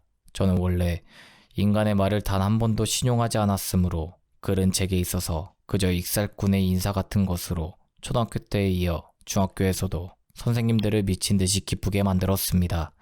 그러나 저는 전혀 재미있지 않았고 그림은 대상의 표현이 유치한 하류로 다소 고충을 겪고 있었습니다. 학교 미술 시간에 보여주는 예는 재미없고 선생님조차도 그림을 지나치게 못 그려서 저는 너무나 엉터리지만 스스로 다양한 표현법을 고안해서 이것저것 시험해봐야 했습니다. 중학교에 들어가서는 유화 도구까지 다 갖추고 있었지만 인상파 화풍을 보고 따라해도 제가 그린 것은 마치 지오가미 사이코처럼 평면적이고 제대로 된 그림이라고 할 수 없을 정도였습니다. 저는 다케이치의 말을 듣고 그때까지의 그림에 대한 마음 자세가 잘못됐다는 점을 깨닫게 되었습니다. 아름답다고 느끼는 것을 있는 그대로 아름답게 표현하려고 노력하는 시시함, 어리석음. 대가들은 별거 아닌 것을 주관적으로 아름답게 창조하거나 흉한 것에 구토를 일으키면서도 그것에 대한 흥미를 감추지 않고 표현의 기쁨에 젖어 있다. 즉 남의 평판은 전혀 상관 않겠다는 화법의 근원이 되는 비법을 다케이치로부터 전수받아 예의 여자 손님들에게는 비밀로 조금씩 자화상 제작을 해봤습니다. 스스로도 화들짝 놀랄 정도로 어둡고 비참한 그림이 완성되었습니다. 그러나 이것이야말로 가슴속 깊은 곳에 숨기고 또 숨기고 있는 내 정체다. 겉으로는 밝고 쾌활하게 웃고 또 사람을 웃기지만 실은 이렇게 어둡고 우울한 마음을 나는 가지고 있다. 어쩔 수 없다고 몰래 긍정했지만 그 그림은 다케이치 외에는 아무에게도 보여주지 않았습니다. 제 익살의 밑바닥에 깔린 어두운 비참함을 간파당해 갑자기 째째하게 경계하게 되는 것도 싫었고 또 이것을 제 정체라고 알아차리지 못한 채 새로운 취향의 익살이라고 간주되어 큰 웃음의 씨앗으로 강요당할지도 모른다는 우려도 있었습니다. 그렇게 되는 것이 무엇보다 괴로운 일이었기 때문에 그 그림은 곧장 벽장 속 깊숙이 넣어두었습니다. 또 학교 미술 시간에도 저는 그 귀신화 풍은 감추고 지금까지와 변함없이 아름다운 것을 아름답게 그리는 평범한 화풍으로 그렸습니다. 저는 다케이치에게만은 상처받기 쉬운 제 정신을 거리낌 없이 드러냈습니다. 이번에 자화상도 안심하고 다케이치에게 보여주었고 칭찬도 많이 받고 2장, 3장 귀신 그림을 계속 그려서 다케이치로부터 또 하나의 너는 위대한 그림쟁이가 될 거야 라는 예언을 들었습니다. 여자들이 제게 반할 거라는 예언과 위대한 그림쟁이가 될 거라는 예언은 바보 다케이치에 의해 제 머리에 각인되었고 저는 결국 도쿄로 상경했습니다. 저는 미술학교에 들어가고 싶었지만 아버지께서는 전부터 저를 고등학교에 집어넣어 관리로 만들 생각이라고 말을 해왔기 때문에 말대답 한 번 할 수 없는 저는 멍청하게 그 말에 따랐습니다. 4학년이 되면 시험을 보라는 말을 들어온 데다 저도 벚꽃과 바다의 중학교가 슬슬 지루해졌기 때문에 5학년에 진급하지 않고 4학년이 끝나자 도쿄 고등학교에 입학시험을 보고 합격해 바로 기숙사에 들어가 생활했습니다. 그런데 곧 그곳 사람들의 불결하고 거칠고 난폭함에 두려움을 느끼고 질려버려 익살을 떨고 말고 할 상황이 아니어서 의사에게 폐침륜 진단서를 부탁해 기숙사에서 나와 우에노 사쿠라기초의 아버지 별장으로 옮겼습니다. 제게는 단체 생활이라는 것이 아무래도 불가능했습니다. 게다가 또 청춘의 감격이라든지 젊은이의 긍지 등과 같은 말은 들으면 오한이 들고 아주 그 뭐랄까 하이스쿨 스피릿 따위는 도저히 감당이 안 됐습니다. 교실도 기숙사도 일그러져 버린 성욕의 쓰레기터 같은 느낌마저 들어 제 완벽에 가까운 익살도 거기에서는 아무런 도움도 되지 않았습니다. 아버지는 의외가 없을 때는 한 달에 1주일이나 2주일만 사쿠라기초의 집에 계셨기 때문에 아버지가 안 계실 때는 꽤 넓은 그 집에 별장지기 노부부와 저 이렇게 3명뿐으로 저는 때때로 학교를 쉬었지만 그렇다고 해서 도쿄 관광 등을 할 마음도 안 생겨 집에서 하루 종일 책을 읽거나 그림을 그리거나 했습니다. 아버지가 상경해서 사쿠라기초의 집에 오시면 저는 매일 아침 허겁지겁 등교는 하지만 홍고 센다기에 있는 서영아가 야스타 신타로상의 그림 교실에 가서 3시간이고 4시간이고 계속 대생 연습을 했습니다. 고등학교 기숙사에서 벗어나니 학교 수업에 가도 저는 마치 청강생 같은 특별한 위치에 있는 것 같은 제 삐뚤어진 마음일지도 모르지만 몇 번이나 제 스스로 속이 빤히 들여다 보이는 기분이 들어서 한층 더 학교에 가는 것이 내키지 않았습니다. 저는 초등학교, 중학교, 고등학교 내내 애교심이라는 것을 이해하지 못한 채 졸업했습니다. 교과 따위를 외워보려고 한 적도 없었습니다. 저는 그림 교실에서 어떤 학생을 통해 술과 담배와 매춘부와 전당포와 좌익 사상을 알게 되었습니다. 묘한 구색이지만 그러나 사실이었습니다. 그 학생은 호리키 마사오라는 이름을 가진 도쿄의 서민층이 사는 지역 출신으로 저보다 6살이나 많았으며 살인미술학교를 졸업했고 집에 아틀리에가 없어서 이 그림 교실에 다니며 서양화 공부를 계속하고 있다고 했습니다. 5엔만 빌려줘. 서로 얼굴만 아는 사이일 뿐으로 그 전까지는 단 한마디도 말을 섞은 적이 없었습니다.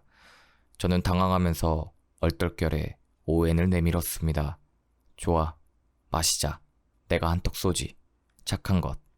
저는 거부하지 못하고 그린 교실 근처에 호라이초의 카페로 끌려간 것이 그와의 교우관계의 시작이었습니다. 전부터 널 유심히 보고 있었지. 그 수줍어한 듯한 미소.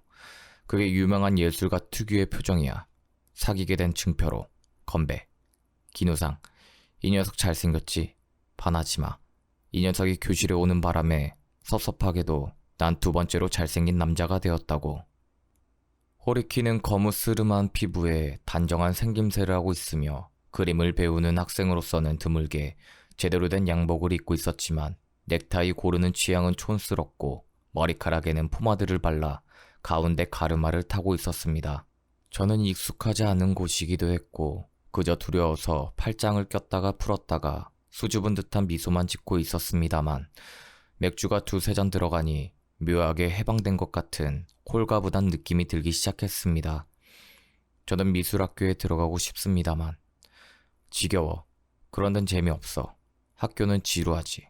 우리들의 선생은 자연 속에 있다. 자연에 대한 정열. 그러나 저는 그의 말에 대해 존경이라는 감정을 조금도 느끼지 못했습니다. 바보다. 그림도 못 그릴 것이다. 그러나 놀기에는 좋은 상대일지도 모른다는 생각이 들었습니다. 즉, 저는 그때 태어나서 처음으로 진정한 도시의 망나니를 본 것입니다. 그는 저와 형태는 다르지만 이 세상의 인간의 삶에서 완전하게 유리되어 버려서 어쩔 줄 모르고 있다는 점만은 확실히 저와 같았습니다. 그리고 익살을 의식하지 않고 떠드는 데다가 익살의 비참함을 전혀 알아차리지 못하고 있다는 것은 저와 본질적으로 달랐습니다. 단지 노는 것만이다. 노는 상대로 사귀는 것뿐이다. 늘 그를 경멸하고 가끔 그와의 교우관계를 부끄럽게 여기면서도 그와 함께 다닌 동안 결국 저는 그 남자에게 함락당하고 말았습니다. 처음에는 이 남자를 좋은 사람, 드물게 보는 좋은 사람이라고 착각하고 인간에 대한 공포를 가진 전 너무 방심해서 도쿄에 좋은 안내자가 생겼다는 정도로만 생각했습니다.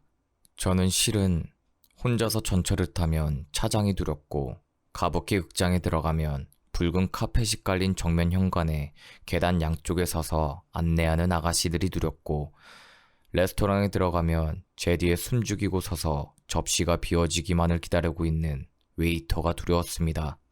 더군다나 계산을 할 때의 어색한 제 손의 움직임. 저는 물건을 사고 돈을 건넬 때 인색하게 구는 게 아니라 너무나 긴장되고 너무나 부끄럽고 너무나 불안하고 공포에 질린 나머지 어지럼증이 생겨서 세상이 새까맣게 변해 거의 반광란 상태가 되어버려 값을 깎기는커녕 거스름돈을 받는 것을 잊은 정도가 아니라 산 물건을 가지고 돌아가는 것조차 잊은 일이 종종 있을 정도로 혼자서 도쿄의 거리를 걷지 못하는 바람에 그래도 어쩔 수 없이 하루 종일 집에서 뒹굴거리고 있다는 속사정도 있었습니다. 그것이 호리키와 다니면서 그에게 지갑을 맡기게 되자 호리키는 대담하게 가격을 후려치고 게다가 잘 논다고 해야 하나? 적은 돈으로 최대의 효과를 내는 씀씀이까지 발휘하고 또 비싼 1인 택시는 타지 않고 전철, 버스, 증기배 등으로 이용해 최단 시간에 목적지에 도착하는 수완도 발휘하고 매춘부의 집에서 아침에 돌아가는 도중에는 무슨 요정에 들러서 목욕까지 하고 따뜻한 두부에 가볍게 술을 한잔하는 것으로 돈을 몇 푼 들이지 않고도 호사스러운 기분이 든다고 살아있는 교육을 해주거나 그의 포장마차에 소고기 덮밥, 닭꼬치 등이 싸고 영양이 풍부하다는 설교를 하고 빨리 취하려면 댕키블랑만큼 직방인 게 없다고 보증하고 좌우지간 계산할 때도 제가 불안, 공포를 느끼게 만든 적도 없었습니다.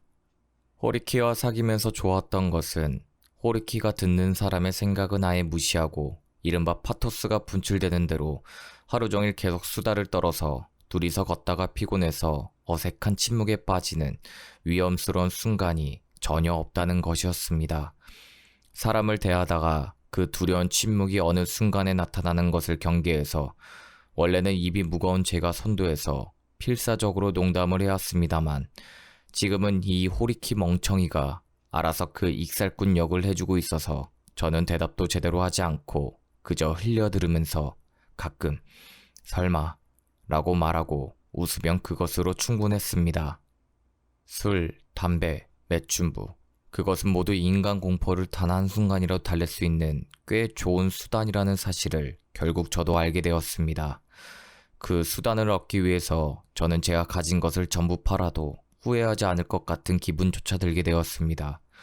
제게는 매춘부라는 것이 인간도 여성도 아닌 백치이거나 미치광이처럼 보여 그 품속에서 저는 오히려 완전히 안심하고 푹 잘 수 있었습니다. 너무 애초로울 정도로 욕심이라는 것이 없었습니다. 그리고 저와 같은 종류의 친밀감이라고 말할 수 있는 것도 느끼는지 매춘부들은 늘 제가 답답함을 느끼지 않을 정도의 자연스러운 호의만 표시했습니다. 아무 타산도 없는 호의, 억지로 팔지 않는 호의, 두 번 다시 오지 않을지도 모를 사람에 대한 호의. 저는 그 백치인지 미치광이인지 알 수 없는 매춘부들에게서 마리아의 후광을 실제로 본 밤도 있었습니다. 저는 인간에 대한 공포에서 도망쳐 미약한 하룻밤의 휴식을 얻기 위해 그곳으로 갔고, 저와 같은 종류의 매춘부들과 노는 동안 저도 모르게 무의식적으로 어떤 불길한 분위기를 풍기게 되었고, 저는 전혀 의식하지 못했던 이른바 공짜 부록이었지만 점점 그 부록이 선명하게 표면 위로 떠올라와서 호리키에게 그것을 지적당하고 나서야 비로소 경악하고 혐오스러운 기분이 들었습니다. 제 3자 입장에서 보면 속된 말로 저는 매춘부에게 여자에 대해 배워서 최근에 여자 다루는 솜씨가 부쩍 좋아졌습니다. 여자 다루는 법은 매춘부에게 배우는 것이 제일 효과적이고 제대로 된 것으로, 이미 저는 여자를 잘 다루는 자라는 냄새를 풍기게 되어 여자가 본능적으로 그것을 맡고 다가오는 그런 외설스럽고 불명예스러운 분위기를 공짜 부록으로 받았으며, 그것이 제 원래 목적인 저 자신의 정신적 휴식보다도 훨씬 더 중요한 의미를 가지게 되었나 봅니다. 호리키의 말의 절반은 거칠애겠지만 억울하게도 짐작이 가는 일이 있습니다. 예를 들어 찻집의 여자로부터 유치한 편지를 받은 기억도 있고, 사쿠라기초 집의 이웃인 장군댁의 20살 정도 되어 보이는 딸이 볼 일도 없어 보이는데 매일 아침 제 등교 시간에 자신의 대문 앞에서 옅은 화장을 하고 왔다 갔다 하고, 소고기를 먹으러 가면 제가 아무 말 하지 않아도 그곳 여직원이, 또 늘 가는 담배가게집 딸이 직접 건네는 담뱃값 안에, 또 가부키를 보러 가서 옆에 앉은 사람에게, 또 심야 전철에서 제가 취해서 자다가, 또 생각지도 못한 고향의 친척집 딸에게 마음이 가득 담긴 편지가 오고, 또 모르는 여자가 제가 집에 없을 때 직접 만든 인형을, 제가 극도로 소극적이라서 모두 그뿐으로 그저 단편적이고 더 이상 진전은 하나도 없었습니다만, 왠지 여자에게 꿈을 꾸게 해줄 것 같은 분위기가 제 어딘가에 들러붙어 있는 것은 외설스럽다 못하 하는 허접한 농담이 아니라 부정할 수 없는 것이었습니다. 저는 호리키 같은 놈에게 지적을 당해서 굴욕에 가까운 쓴맛을 본과 동시에 매춘부와 노는 것에 대한 흥미도 갑자기 잃었습니다. 호리키는 또 그렇듯해 보이는 모더니티라도 되는 듯 어느 날 저를 공산주의 독서회라는 그런 비밀 연구회에 데리고 갔습니다. 호르키 같은 놈에게는 공산주의 비밀 회합도 예의 독효 안내 하나 정도였을지도 모릅니다. 저는 이른바 동지에게 소개되고 팜플릿을 한 건 억지로 구입당한 후 상석에 앉은 못생긴 한 청년에게 마르크스 경제학 강의를 받았습니다. 그러나 제게는 그 내용이 너무 뻔했습니다. 인간의 마음에는 더욱 정체를 알 수 없는 무서운 것이 있다. 욕구라고 하기에도 부족한, 베니티라고 하기에도 부족한, 색과욕이라고 두 개를 나열해도 부족함이 있는, 저로서는 이해할 수 없는 뭔가가 인간 세상의 밑바닥에 경제만이 아닌 기묘한 괴담 같은 것이 있는 듯 했습니다. 그 괴담에 겁먹은 저는 이른바 유물론이 높은 곳에서 낮은 곳으로 물이 흐르듯 자연스러운 것이라고 수긍하면서도, 그러나 그로 인해 인간에 대한 공포에서 해방되어 푸른 잎을 향해 눈을 뜨고 희망의 기쁨을 느끼는 일 같은 건 불가능했습니다. 하지만 저는 한 번도 결석하지 않고 그 RS인지 하는 것에 출석해 동지들이 몹시도 중요한 듯 굳은 얼굴로 1 더하기 1처럼 거의 초등학교 선수 같은 이론 연구에 열심인 것이 너무 웃겨서 견딜 수가 없는 바람에 예의, 제 익살로 회합을 편안하게 만드는 일에 노력했습니다. 그래서인지 점점 연구의 답답한 분위기도 누그러져 저는 그 회합에 없어서는 안 되는 인기인이라는 위상을 얻어 자리 잡아가는 듯 했습니다. 이 단순해 보이는 사람들은 저를 역시 자신들과 마찬가지로 단순하고 그리고 낙천적인 익살꾼 동지로만 생각하고 있을지도 모릅니다만, 만약 그렇다면 저는 이 사람들을 하나부터 열까지 속이고 있었던 겁니다. 저는 동지가 아니었습니다. 하지만 회합에 결석하지 않고 늘 출석해서 모두 익살 서비스를 해왔습니다. 좋아서 그랬습니다. 저는 그 사람들이 마음에 들었습니다. 그러나 그것은 마르크스로 묶여진 친애감이 아니었습니다. 비합법. 저는 그것이 은근히 즐거웠습니다. 오히려 편했습니다. 세상의 합법이 오히려 두렵고 그 구조를 이해할 수 없어서 뼛속까지 스며드는 차가움에 떨며 그 방에 앉아 있을 수가 없어서 밖은 비합법의 바다라고 하더라도 그곳으로 뛰어들어 헤엄치다가 결국 죽음에 이르는 편이 저로서는 더 마음이 편할 것 같았습니다. 음지에 사는 사람이라는 말이 있습니다. 인간 세상에서 비참한 패자, 악덕한 자를 손가락질하며 하는 말입니다만, 저는 태어날 때부터 음지에 사는 사람이기 때문에 세상에서 음지에 사는 사람이라고 손가락질 당하고 있는 사람을 만나면 마음이 훈훈해집니다. 그리고 그 훈훈한 마음은 스스로도 반할 정도로 아름다웠습니다. 또 범인 인식이라는 말도 있습니다. 저는 이 인간 세상에서 평생 그 의식으로 고통스러워하면서도 그것이 저의 조광지처 같은 좋은 반려로 녀석과 둘이서만 쓸쓸하지만 흥겹게 놀고 있다는 것도 제가 인생을 살아가는 마음가짐 중 하나였을지도 모릅니다.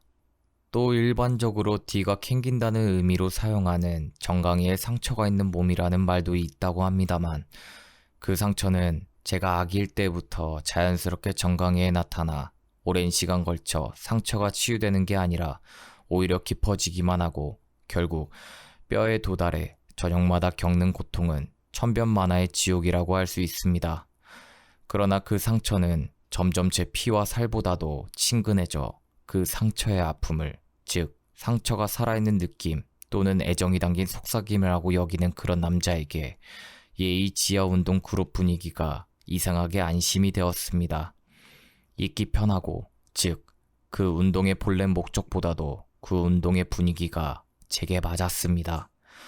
호리키의 경우는 그저 바보짓이라고 놀리며 저를 소개하러 회합에 나왔을 뿐이므로 마르크스주의 신봉자는 생산면의 연구와 동시에 소비면의 시찰도 필요하다는 등 설익은 흰소리나 하며 그 회합에는 전혀 나오지 않고 저를 소비면 시찰로만 꼬드겼습니다.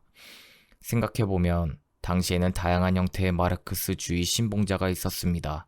호리키처럼 허영덩어리 모더니티라고 지칭하는 자도 있으며, 또 저처럼 그저 비합법의 냄새가 마음에 들어서 그곳에 눌러앉은 자도 있으나, 만약 실체가 마르크스주의의 진정한 신봉자에게 간파당한다면 호리키도 나도 열화 같은 분노에 당해 비열한 배신자로 취급받아 그 자리에서 쫓겨났을 것입니다.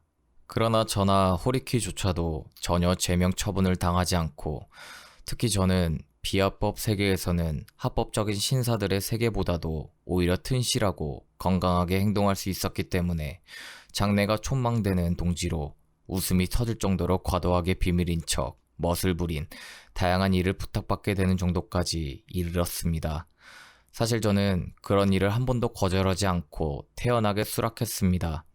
이상하게 제대로 안 풀려 계획에 의심을 받거나 불신 검문을 당해서 실패하는 일도 없었으며, 또 사람들을 웃기면서 그들이 위험하다고 호들갑 떠는 일을 특히 정확하게 처리했습니다. 당시에 제 기분은 당원이라도 되어 건거당해 예를 들어 평생을 형무소에서 살게 되었다고 해도 상관없었습니다. 세상 속 인간의 실제 삶이라는 것을 두려워하면서 매일 밤 불면의 지옥에서 신음하는 것보다는 감옥이 편할지도 모른다고 생각했습니다. 아버지는 사쿠라기 초의 별장에서 손님을 맞으랴 외출하랴 바빠 같은 집에 살아도 사흘씩 나흘씩 저와 얼굴을 마주칠 일이 없을 정도였습니다만, 그럼에도 아버지가 귀찮고 두려워서 집을 나가서 어딘가 하숙이라도 할까 생각하면서도 그것을 입 밖으로 내지 못하던 차에 아버지가 그 집을 팔려고 한다는 말을 별장지기 노인에게 들었습니다. 아버지의 의원 임기도 슬슬 끝나가고 이런저런 이유가 있을 게 틀림없습니다만, 더 이상 선거에 나갈 마음도 없는 모양인데다가 고향에 한 채 은거지를 만든다고 하는 걸 봐서는 또 교회에 미련도 없는 것 같았습니다. 기껏해봐야 고등학교 학생에 지나지 않는 저를 위해 저택과 사용인을 그냥 두는 건 쓸데없는 일이라고 생각했는지, 어쨌든 그 집은 곧 남의 손에 넘어갔고 저는 홍고 모리 가와초의 센유관이라는 낡은 하숙집에 어두컴컴한 방으로 이사했고 순식간에 돈에 쪼들리게 되었습니다. 그 전까지 아버지는 매달 일정한 금액을 용돈으로 직접 주셨는데 그건 2, 3일이면 떨어졌지만 담배도 술도 치즈도 과일도 늘 집에 있었고 책이나 문구, 그 외의 옷은 전부 근처 가게에서 이른바 외상으로 구입할 수 있었습니다. 호리키에게 소바나 덴푸라 덮밥 등을 사줘도 아버지의 후원자인 동네 가게라면 저는 아무 말 않고 그 가게를 나와도 상관없었습니다. 그런데 갑자기 하숙집에서 혼자 살게 되자 어떻게든 매달 송금되는 돈으로만 살아야 했고, 그런 상황이 저는 몹시 당황스러웠습니다. 송금 받은 돈 역시 2, 3일 만에 사라져버려서 저는 소름이 돋고 불안해서 미칠 것 같아 아버지, 형, 누나에게 교대로 돈을 부탁하는 전보와 사정을 설명하는 편지를 잇따라 보내는 한편, 호리키에게 배워서 부지런히 전당포를 드나들기 시작했지만 그래도 늘 돈이 부족했습니다. 어차피 제게는 아무런 연고도 없는 하숙집에 혼자서 생활할 능력도 없었습니다. 저는 하숙집 방에 혼자서 틀어박혀 있는 것이 두려웠고 당장이라도 누군가가 쳐들어와서 한 방 먹을 것 같은 느낌마저 들어서 거리에 나가서는 예의 운동을 덮거나 아니면 호리키와 같이 싸구려 술을 마시며 돌아다니며 학업도 그림 공부도 거의 포기하고 있었습니다. 고등학교에 입학한 지 2년째 되는 11월, 저보다 나이가 많은 유부녀와 정사를 벌인 일이 들켜서 제 처지는 급변했습니다. 학교 결석을 밥 먹듯이 하고 학과 공부라고는 조금도 하지 않았는데도 이상하게 시험 치는 요령이 좋아서 그때까지는 고향의 가족들을 속일 수 있었습니다만, 출석일수 부족 등도 있고 학교 쪽에서 몰래 고향의 아버지에게 보고가 갔는지 아버지의 대리로 큰형이 엄중한 문장의 긴 편지를 제게 보내는 상황까지 되었습니다. 그래도 그것보다 직접적인 고통은 돈이 없다는 것과 그리고 예의 운동이 놀이 기분으로는 할 수 없을 정도로 격렬하고 바빠졌다는 것입니다. 제가 중앙지구인지 무슨 지구인지 홍고, 고이시가와 간다 주변에 있는 학교 전체에 마르크스주의 학생단체의 행동대장이라는 것이 되어 있었습니다. 무장봉기라는 말을 듣고 작은 나이프를 사서 그것을 레인코트 주머니에 넣고 여기저기 뛰어다니며 이른바 접속이라는 것을 했습니다. 술을 마시고 푹 자고 싶다. 그러나 돈이 없었습니다. 게다가 피해서는 잇따라 쉴 틈 없이 일이 떨어졌습니다. 제 병약한 몸으로는 도저히 감당할 수 없는 지경에 이르렀습니다. 원래 비하법에 대한 흥미만으로 그룹을 돕고 있었는데 그야말로 농담이 사실이 되어 끔찍할 정도로 바빠지자 저는 비밀리에 피사람들에게 착각하지 마라, 당신들의 직계에게 시키라고 말하고 싶어질 정도로 지긋지긋해져서 도망쳤습니다. 도망가도 정말이지 전혀 기분이 좋지 않아서 그래서 죽기로 했습니다. 그때 제게 특별한 호의를 가지고 있던 여자가 3명이 있었습니다. 한 명은 제가 하숙하고 있는 센유관의 주인집 딸이었습니다. 이 여자는 제가 예의 운동을 돕고 지쳐서 돌아와 밥도 못 먹고 자고 있으면 밤되시 메모지와 만년필을 가지고 제 방으로 찾아와서는 죄송해요. 밑에서는 동생들이 시끄러워서 편지를 쓸 수가 없어요 라며 제 책상에서 뭔가를 1시간이나 쓰고 있었습니다. 저도 모르는 척하고 자고 있으면 되는데 그 여자가 말을 걸기를 바라는 것 같아서 예의 수동적 봉사 정신을 발휘해 솔직히 한마디도 하고 싶지 않지만 파김치가 될 정도로 피곤한 몸에 흐음하고 기압을 넣고 엎드려서 담배를 문 다음 말했습니다. 여자에게 온 러브레이터로 목욕물을 데워서 목욕한 남자가 있다고 하죠. 어머 싫다. 당신이죠? 밀크를 데워 먹은 적도 있습니다. 영광이네요. 마시세요. 빨리 안 가나? 편지라니. 속이 너무 빤히 다 들여다 보이는구먼. 글자로 사람 얼굴이라도 그리면서 낙서하고 있는 게 틀림없습니다. 보여줘봐. 죽어도 보기 싫으면서도 그렇게 말하자. 어머 싫어. 어머 싫다고 라며 기뻐하는 꼴이라니. 참으로 보기 흉하고 환멸을 느꼈습니다. 그래서 저는 심부름이라도 시키자고 생각했습니다. 미안한데 전철거리의 약국에서 칼모틴 좀 사다 줄래? 너무 피곤한지 얼굴이 후끈거려서 잠을 못 자겠어. 미안해. 돈은 됐어. 돈은 무슨. 주인집 딸은 기뻐함에 일어섰습니다. 심부름이라는 것은 결코 여자를 실망시키는 법이 없으며 오히려 여자는 남자에게 부탁을 받으면 기뻐한다는 사실도 저는 잘 알고 있었습니다. 또 한 명은 여자 고등사범 문과생으로 이른바 동지였습니다. 이 사람과는 예의 운동 때문에 싫어도 매일 얼굴을 마주해야 했습니다. 회의가 끝나고 나서도 그 여자는 제게 꼭 붙어서 걷고 그리고 무턱대고 제게 뭔가를 사주었습니다. 날 친누나라고 생각해. 그 꼴값에 치를 떨면서도 저는 그럴게요 라고 우스에 찬 미소를 띠며 대답했습니다. 어쨌든 화내는 건 무섭다. 어떻게 해서든 숨겨야 한다는 마음 하나로 저는 못생기고 싫은 여자에게 봉사하고 그리고 물건을 사게 하고 기뻐하는 표정을 지으며 농담을 해 웃기고 여름의 어느 날 저녁에는 도대체가 떨어질 생각을 안 해 거리의 어두운 곳에서 제발 돌아가 달라는 일념을 담아서 키스를 해주었더니 딱 할 정도로 광남 비슷하게 흥분해서 자동차를 부르더니 저를 예의 운동을 위해 비밀리에 빌리고 있는 빌딩의 사무실 같은 좁은 방으로 데리고 가기에 아침까지 한바탕 거나하게 소동을 벌이게 되었습니다. 엄청난 누나라는 생각이 들어 저는 몰래 쓰는 숨을 지었습니다. 하숙집의 딸이나 동지는 어쩔 수 없이 매일 얼굴을 봐야 하는 상황이라서 지금까지의 다양한 여자들에게 했듯이 도망칠 수도 없고 그래서 질질 끌다 보니 예의 불안한 심리 때문에 두 사람의 기분을 나쁘게 만들지 않으려고 필사적이 되었고 저는 완전히 속박된 상태가 되어버렸습니다. 같은 시기에 또 저는 긴자의 한 카페에서 여 종업원에게 생각지도 못한 은혜를 입어 딱 한 번 만났을 뿐인데도 그 은혜에 얽매여 역시 억제할 수도 없는 걱정이라고 할까? 하늘의 무서움을 느꼈습니다. 그 즈음 저는 호리키에게 안내를 받지 않더라도 혼자서 전철을 탈 수 있고 또 가부키 극장에도 갈 수 있고 또 싸구려 기모노를 입고 카페에도 들어갈 수 있을 정도로 약간의 뻔뻔함을 흉내낼 수 있게 되었습니다. 마음은 변함없이 인간의 자신감과 폭력을 수상히 여기고 두려워하고 고민하면서 겉으로는 조금씩 타인과 진지한 얼굴의 인사 아니다. 저는 역시 패배의 익살인 씁쓸한 웃음을 동반하지 않고는 인사할 수 없는 인간들이지만 어쨌든 자신을 접어두고 갈팡질팡하는 인사라도 할 수 있을 정도의 수완을 예의 운동으로 돌아다닌 덕분? 아니면 여자애? 아니면 술? 주로 금전의 부자유 덕분에 습득하고 있었습니다. 어디에 있어도 무서워서 일부러 큰 카페에서 많은 취객 또는 여종업원, 웨이터들에게 시달리고 섞일 수 있다면 저의 끊임없는 쫓기는 마음도 안정이 되는 게 아닐까 하고 시벤을 들고 긴자의 큰 카페로 혼자 들어가서 웃으며 상대를 해주는 여종업원에게 시벤밖에 없어. 그 정도만 해줘. 라고 말했습니다.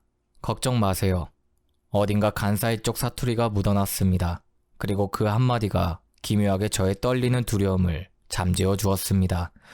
아니, 돈 걱정할 필요가 없어져서가 아닙니다. 그 사람 옆에 있으면 걱정하지 않아도 될 것 같은 느낌이 들었습니다. 저는 술을 마셨습니다.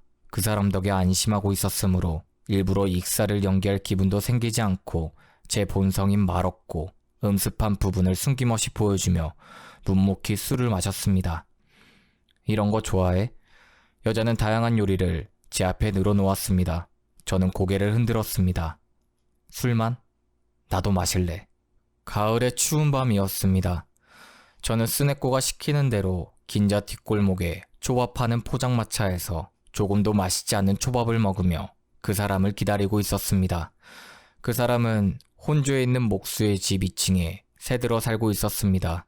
저는 그 2층에서 평상시의 우물한 마음을 조금도 숨기지 않고 심한 치통을 앓고 있기라도 하는 듯 한 손으로 볼을 받치고 차를 마셨습니다. 저의 그런 태도를 그 사람은 도리어 마음에 들어 했습니다. 그 사람도 주변에 차가운 초겨울 바람이 불고 낙엽만 미친 듯 춤추고 있는 듯 완전히 고립된 분위기의 여자였습니다. 함께 쉬면서 그 사람이 저보다 2살 많다는 것, 고향이 히로시마라는 사실을 알았습니다. 나 남편이 있어. 히로시마에서 이발소를 하고 있었는데 작년 봄에 같이 도쿄로 도망쳐 나왔지. 남편은 도쿄에서 제대로 일도 안 하다가 사기죄로 잡혀서 형무소에 있어. 나는 이것저것 갖다 주러 매일 형무소에 가고 있지만 내일부터 그만둘래 등등 이야기를 했지만 저는 무슨 이유에서인지 여자의 신상에 관한 이야기에는 조금 더 흥미가 없었습니다. 여자가 이야기를 잘못한 탓인지, 즉 이야기의 초점을 어디에 두어야 하는지 몰라서인지 어쨌든 저는 마이동풍이었습니다. 울적하다. 저는 여자의 끝없는 신상에 관한 이야기보다도 그 한마디의 탄식에 공감했음에 틀림없고 이 세상 여자로부터 한 번도 그 말을 들은 적이 없다는 사실을 깨닫고 이내 기괴하고도 신기하게 느껴졌습니다. 하지만 그 사람은 울적하다고 말하지 않았습니다만 무언의 끔찍하리만큼 절실한 울적함이 몸의 외곽에 한치 정도 폭의 기류가 감돌고 있어서 그 사람에게 바짝 다가가면 제 몸도 그 기류에 감싸여 제가 가지고 있는 다소 날카롭고 우물한 기류가 적절히 섞여서 물속의 바위 위에 달라붙은 낙엽처럼 제 몸은 공포로부터도 불안으로부터도 벗어날 수 있었습니다. 그 백지의 맺춘 부들의 품속에서 안심하고 푹 잠들었던 느낌과는 전혀 다른 그 사기죄를 범한 자의 아내와 함께 보낸 하룻밤은 저로서는 행복한 해방감을 맛본 시간이었습니다. 그러나 단 하룻밤이었습니다. 아침에 눈을 뜨고 벌떡 일어나자 저는 원래의 경박함을 가장한 익살꾼이 되어 있었습니다. 겁쟁이는 행복함조차도 두려워합니다. 솜으로도 상처를 입습니다. 상처받기 전에 빨리 이대로 헤어지고 싶다고 서둘러 예의 익살의 연막을 쳤습니다. 돈이 떨어지면 인연도 끝이라는 건 말이야. 그건 말이지. 해석이 반대야. 돈이 떨어지면 여자에게 차인다는 의미가 아니야. 남자에게 돈이 떨어지면 남자는 스스로 의기소침해져서 열등감을 느끼고 웃음소리에도 힘이 없고 그래서 묘하게 삐뚤어져. 결국에는 자포자기 심정이 되어 남자 쪽에서 여자를 멀리하고 반미취광이 상태가 되어 내치고 차버린다는 의미지. 가해자와 대사전이라는 책에 의하면 그렇다는군. 딱하게도. 나는 그 마음 이해해. 확실히 그런 식의 바보 같은 말로 스네꼬를 웃게 만든 기억이 있습니다. 오래 있으면 안 된다. 걱정이 되어 얼굴도 씻지 않고 재빠르게 철수했습니다만 그때 제가 말한 돈이 떨어지면 인연도 끝이라는 말도 안 되는 허튼 소리가 나중에 의외의 관계를 만들었습니다. 그로부터 한 달, 저는 그날 밤의 은인과 만나지 않았습니다. 헤어지고 나서 날이 지날수록 기품은 옅어지고 일시적인 은혜가 도리어 왠지 두렵게 느껴져 혼자 심한 속박을 느끼게 되었고 그 카페 계산을 그때부터 스네코에게 부담시킨 세상사조차 점차 마음에 걸리기 시작했습니다. 스네코도 역시 하숙집 딸이나 그 고등사본 여자와 마찬가지로 저를 협박하기만 하는 여자로 생각되어 멀리 떨어져 있으면서도 끊임없이 스네코를 두려워했습니다. 게다가 함께 잔 적 있는 여자와 다시 만나게 되면 제게 불같이 화를 낼 것 같은 기분이 들고 그것을 견디지 못해 만나기 귀찮아하는 성질이었으므로 결국 긴자를 멀리하게 되었습니다만 그러나 그 귀찮다는 것은 결코 교활하기 때문이 아니라 여자란 쉴 때의 일과 아침에 일어나서의 일 사이에 하나의 티끌 같은 이어짐이 없으며 완전히 망각해서 멋지게 두 세계를 절단시키는 불가사의한 현상을 일으키는데 제가 그것을 이해하지 못했기 때문이었습니다. 11월 말 저는 호리키와 간다의 포장마차에서 싸구려 술을 마셨는데 그 나쁜 친구가 포장마차에서 나와서 또 어딘가에서 마시자고 돈이 없는데 그래도 마시자고 떼를 쓰며 들러붙었습니다. 그때 저는 취해서 대담해졌습니다. 좋았어. 그럼 꿈의 나라로 데리고 가지. 놀라지 마라. 주지육님이라는 카페냐? 그래. 가자. 그렇게 우리들은 전철을 탔고 호리키는 그 속에서 촐싹대며 말했습니다. 나 오늘 밤 여자가 너무 고프다. 여 종업원한테 키스해도 되냐? 저는 호리키의 그런 추태가 마음에 들지 않았습니다. 호리키도 그것을 알고 있었으므로 제게 그런 식으로 다짐을 받아두는 것이었습니다. 잘 들어. 키스는 할 거야. 내 옆에 앉은 여 종업원에게 분명 키스해 보이지. 알았냐? 난 상관없어. 고맙다. 여자가 고프다. 긴자 4초매에서 내려서 이른바 주지웅님이 큰 카페에 스네꼬만 믿고 거의 무일푼이라도 해도 좋을 정도면서도 비어있는 간이룸에 호리키와 마주 앉자마자 스네꼬와 또 한 명의 여 종업원이 뛰어들어와서 또 한 명의 여 종업원이 내 옆에, 스네꼬는 호리키 옆에 털썩 주저앉았으므로 나는 깜짝 놀랐습니다. 스네꼬가 곧 키스를 당한다. 아깝다는 기분은 들지 않았습니다. 저는 원래 소유욕이라는 것이 거의 없고 또 가끔 아깝다는 기분은 아주 약간 들어도 그 소유권을 강하게 주장하면서 싸울 기력이 없었습니다. 나중에 제 내연의 처가 겁탈당하는 것을 묵묵히 보고 있었을 정도였으니깐요. 저는 인간의 다툼에서 가능한 떨어져 있고 싶었습니다. 그 소용돌이에 휘말리는 것이 두려웠습니다. 스네꼬와 저는 하룻밤을 같이 보낸 정도의 관계입니다. 스네꼬는 제 것이 아닙니다. 아깝다는 욕구는 제가 가질 수 있는 것이 아닙니다. 하지만 저는 깜짝 놀랐습니다. 제 눈앞에서 호리키에게 맹렬한 키스를 당할 스네꼬가 가엾게 여겨졌기 때문이었습니다. 호리키에게 더럽혀진 스네꼬는 나와 헤어질 것이다. 게다가 나도 스네꼬를 말릴 정도로 긍정적인 열정은 없다. 아, 그래. 이걸로 끝이구나. 라고 스네꼬의 불행에 한순간 깜짝 놀랐지만 바로 저는 물처럼 순순히 포기하고 호리키와 스네꼬의 얼굴을 번갈아가 보며 실실 웃었습니다. 그러나 사태는 실로 생각지도 못한 더 나쁜 방향으로 전개되었습니다. 안 할래. 호리키는 입을 비틀며 말했습니다. 아무리 그래도 이런 궁상맞은 여자한테는. 팔짱을 끼고 불쾌하다는 듯 스네꼬를 노려보며 쓴웃음을 지었습니다. 술 줘. 돈은 없어. 나는 작은 목소리로 스네꼬에게 말했습니다. 술통에 빠지고 싶은 기분이었습니다. 이른바 속물이라는 인간의 눈에도 스네꼬는 취객이 키스할 정도의 가치도 없는 그저 초라하고 궁상스러운 여자였습니다. 뜻밖에도 의외로 번개에 맞아 가루가 된 것 같은 느낌이 들었습니다. 저는 처음으로 마시고 술을 마시고 몸을 가누지 못하고 취하고 스네꼬와 얼굴을 마주하고 서로 슬픈 미소를 짓고 정말이지 그런 말을 듣고 보니 이 여자는 이상하게 피곤에 절어있고 궁상맞구나 하는 생각이 든가 동시에 돈 없는 자끼리 사이가 좋다는 그 친밀감이 가슴에서 끌어올라 스네꼬가 사랑스럽고 불쌍하였으며 그 순간 태어나서 처음으로 미약하지만 적극적으로 사랑이 제 마음속으로 들어온 것을 자각했습니다. 토했습니다. 전의 일은 생각나지 않습니다. 이렇게 정신에 이를 정도로 술에 취한 것도 그때가 처음이었습니다. 눈을 뜨자 머리맡에 스네꼬가 앉아 있었습니다. 저는 혼조의 목순의 집 2층에서 자고 있었습니다. 돈이 떨어지면 2년도 끝이라고 해서 농담인 줄 알았는데 진심이었어? 안 왔잖아. 까다롭기도 해라. 내가 돈 벌어도 싫어? 싫어. 그러고 여자도 자고 나서 새벽녘에 일어났을 때 여자의 입에서 처음으로 죽음이라는 말이 나왔습니다. 여자도 인간살이에 지쳐있는 듯했고 저 또한 세상에 대한 공포, 귀찮음, 돈, 예의운동, 여자, 학업을 생각하니 아주 앞으로 살아갈 수 있을 것 같지도 않고 그래서 그 사람의 제안에 가벼운 마음으로 동의했습니다. 하지만 그때까지는 아직 죽자는 실감도 나지 않았으며 각오가 되어 있지 않았습니다. 어딘가 놀이 감각이 숨어 있었습니다. 그날 오전 둘은 아사쿠사에 활락가를 헤맸습니다. 그러다 찻집에 들어가 우유를 마셨습니다. 자기 돈 내.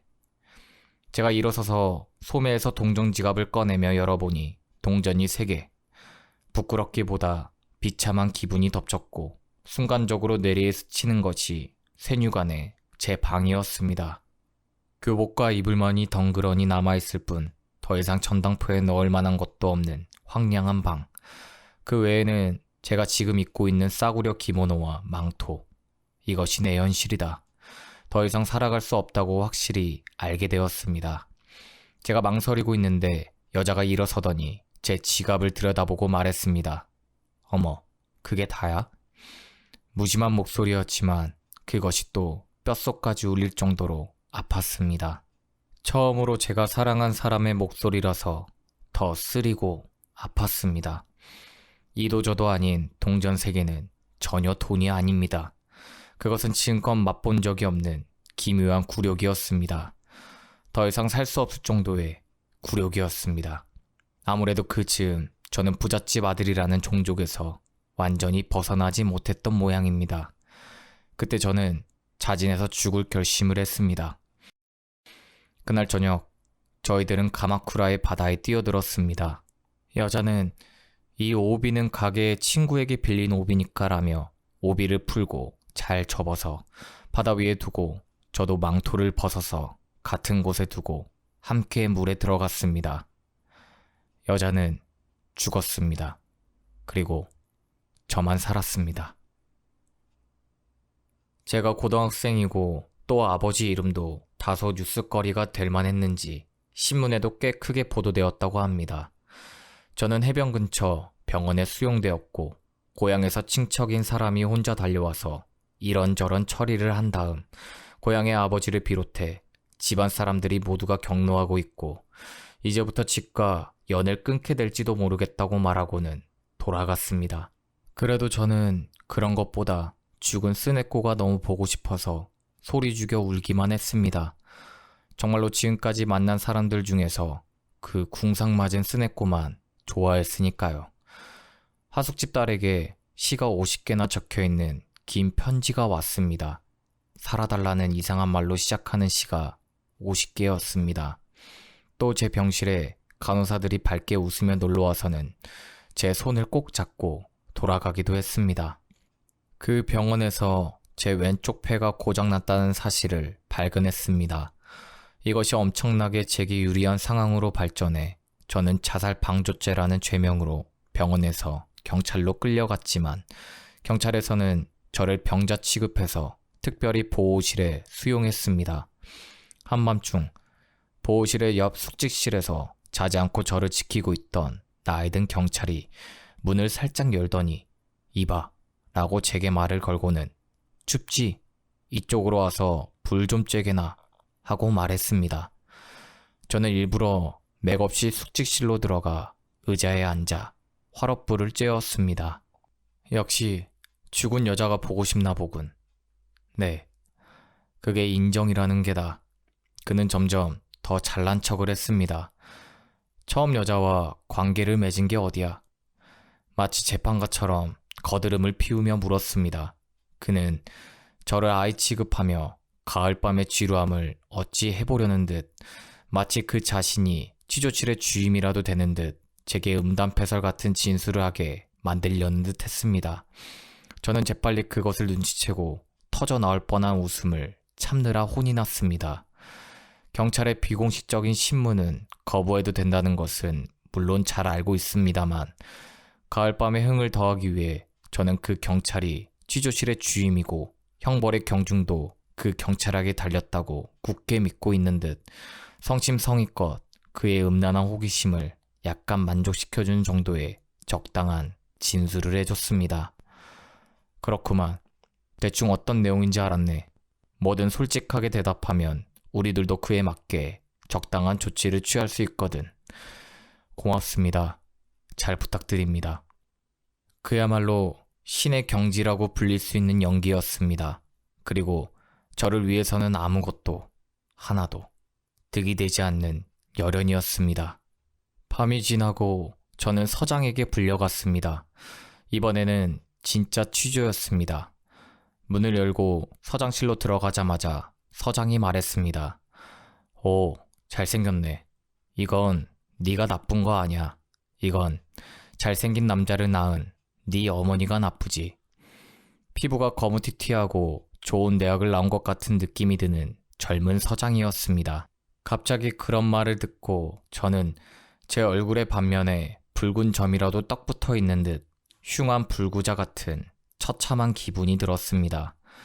이 유도인지 검도 선수 같은 서장의 취조는 실로 담백해서 심야의 늙은 경찰의 비밀스러운, 집요한, 새골 같은 취조와는 천지 차이였습니다. 신문이 끝나고 서장은 검사국으로 보내는 서류를 작성하면서 몸을 건사하지 않으면 곤란해. 혈담이 나온다지? 라고 말했습니다. 그날 아침 이상하게 기침이 나고 기침을 할 때마다 수건으로 입을 막고 있었습니다만 그 수건에 빨간 우박이 떨어지는 것 같이 피가 묻어 있었습니다. 하지만 그것은 목에서 나온 피가 아니라 어제 저녁 귀 아래에 생긴 작은 염증을 건드렸는데 그 염증에서 나온 피였습니다. 그러나 저는 사실을 말하지 않는 편이 나을지도 모른다는 생각이 들어서 그저 네 라고 눈을 내리깔고 공모하는 분위기를 풍기며 대답해 두었습니다.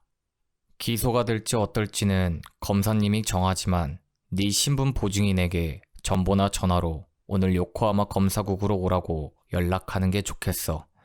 누가 있나? 보호자나 보증인이 될 만한 사람이. 아버지의 도쿄 별장에 들락거리던 서화 골동상으로 운영하고 있는 시부다라고 저와 같은 고향 사람으로 아버지의 심부름꾼 같은 역할도 하는 땅딸막한 독신의 40살 먹은 남자가 제 학교의 보증인으로 되어 있다는 사실을 떠올렸습니다. 그 남자의 얼굴, 특히 눈매가 넙치를 닮아서 아버지는 늘 그 남자를 넙치라고 불렀습니다. 저도 그렇게 부르는데 익숙해져 있었습니다. 저는 경찰의 전화부를 빌려 넙치 집 전화번호를 찾아서 넙치에게 요코하마 검사국으로 와달라고 부탁했더니 넙치는 사람이 변한 것 같이 거만한 말투였지만 그래도 일단 부탁을 들어주었습니다. 이봐, 전화기 당장 소독해. 혈담이 나왔다잖아. 제가 보호실로 다시 돌아오고 나서 부하들에게 그렇게 말하는 서장의 목소리가 보호실까지 들렸습니다. 점심시간이 지났을 때쯤 저는 가는 포승줄에 묶여서 이동하게 되었습니다. 망토로 포승줄을 감추는 것이 허락되었습니다만 포승줄의 끝은 젊은 경찰 둘이 꽉 쥐고서 같이 전철을 타고 요코하마로 향했습니다.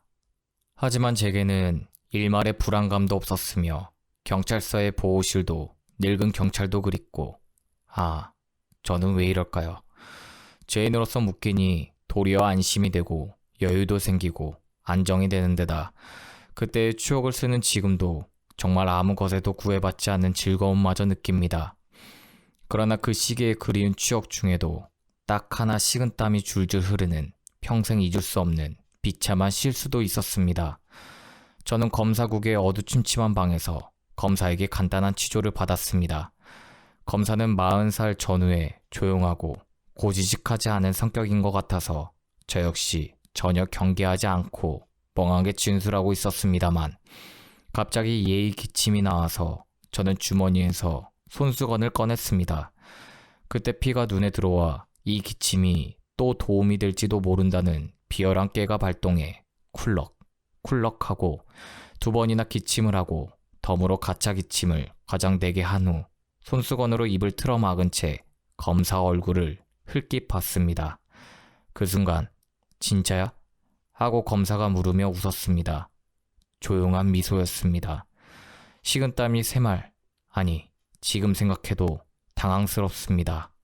중학교 때 그 바보 다케이치에게 거짓부렁이라는 말을 듣고 등골이 오싹해지며 지옥에 처박혔던 그때보다도 더 심한 상황이라고 해도 과언이 아닌 그런 기분이었습니다. 그거와 이거, 이렇게 2번은 제 인생에서 연기가 실패한 기록입니다. 검사에게 조용히 모멸을 당하는 것보다 저는 10년형을 선고받는 편이 낫다는 생각이 들 정도의 순간이었습니다. 저는 기소유예 처분을 받았습니다. 그러나 전혀 기쁘지 않고 세상에서 가장 비참한 기분으로 검사국 대기실에 긴 의자에 앉아 보증인인 넙치가 오는 것을 기다리고 있었습니다. 등 뒤에 높은 창에서 저녁 노을이 지는 하늘이 보이고 기러기들이 여자라는 글자 모양을 만들며 날고 있었습니다.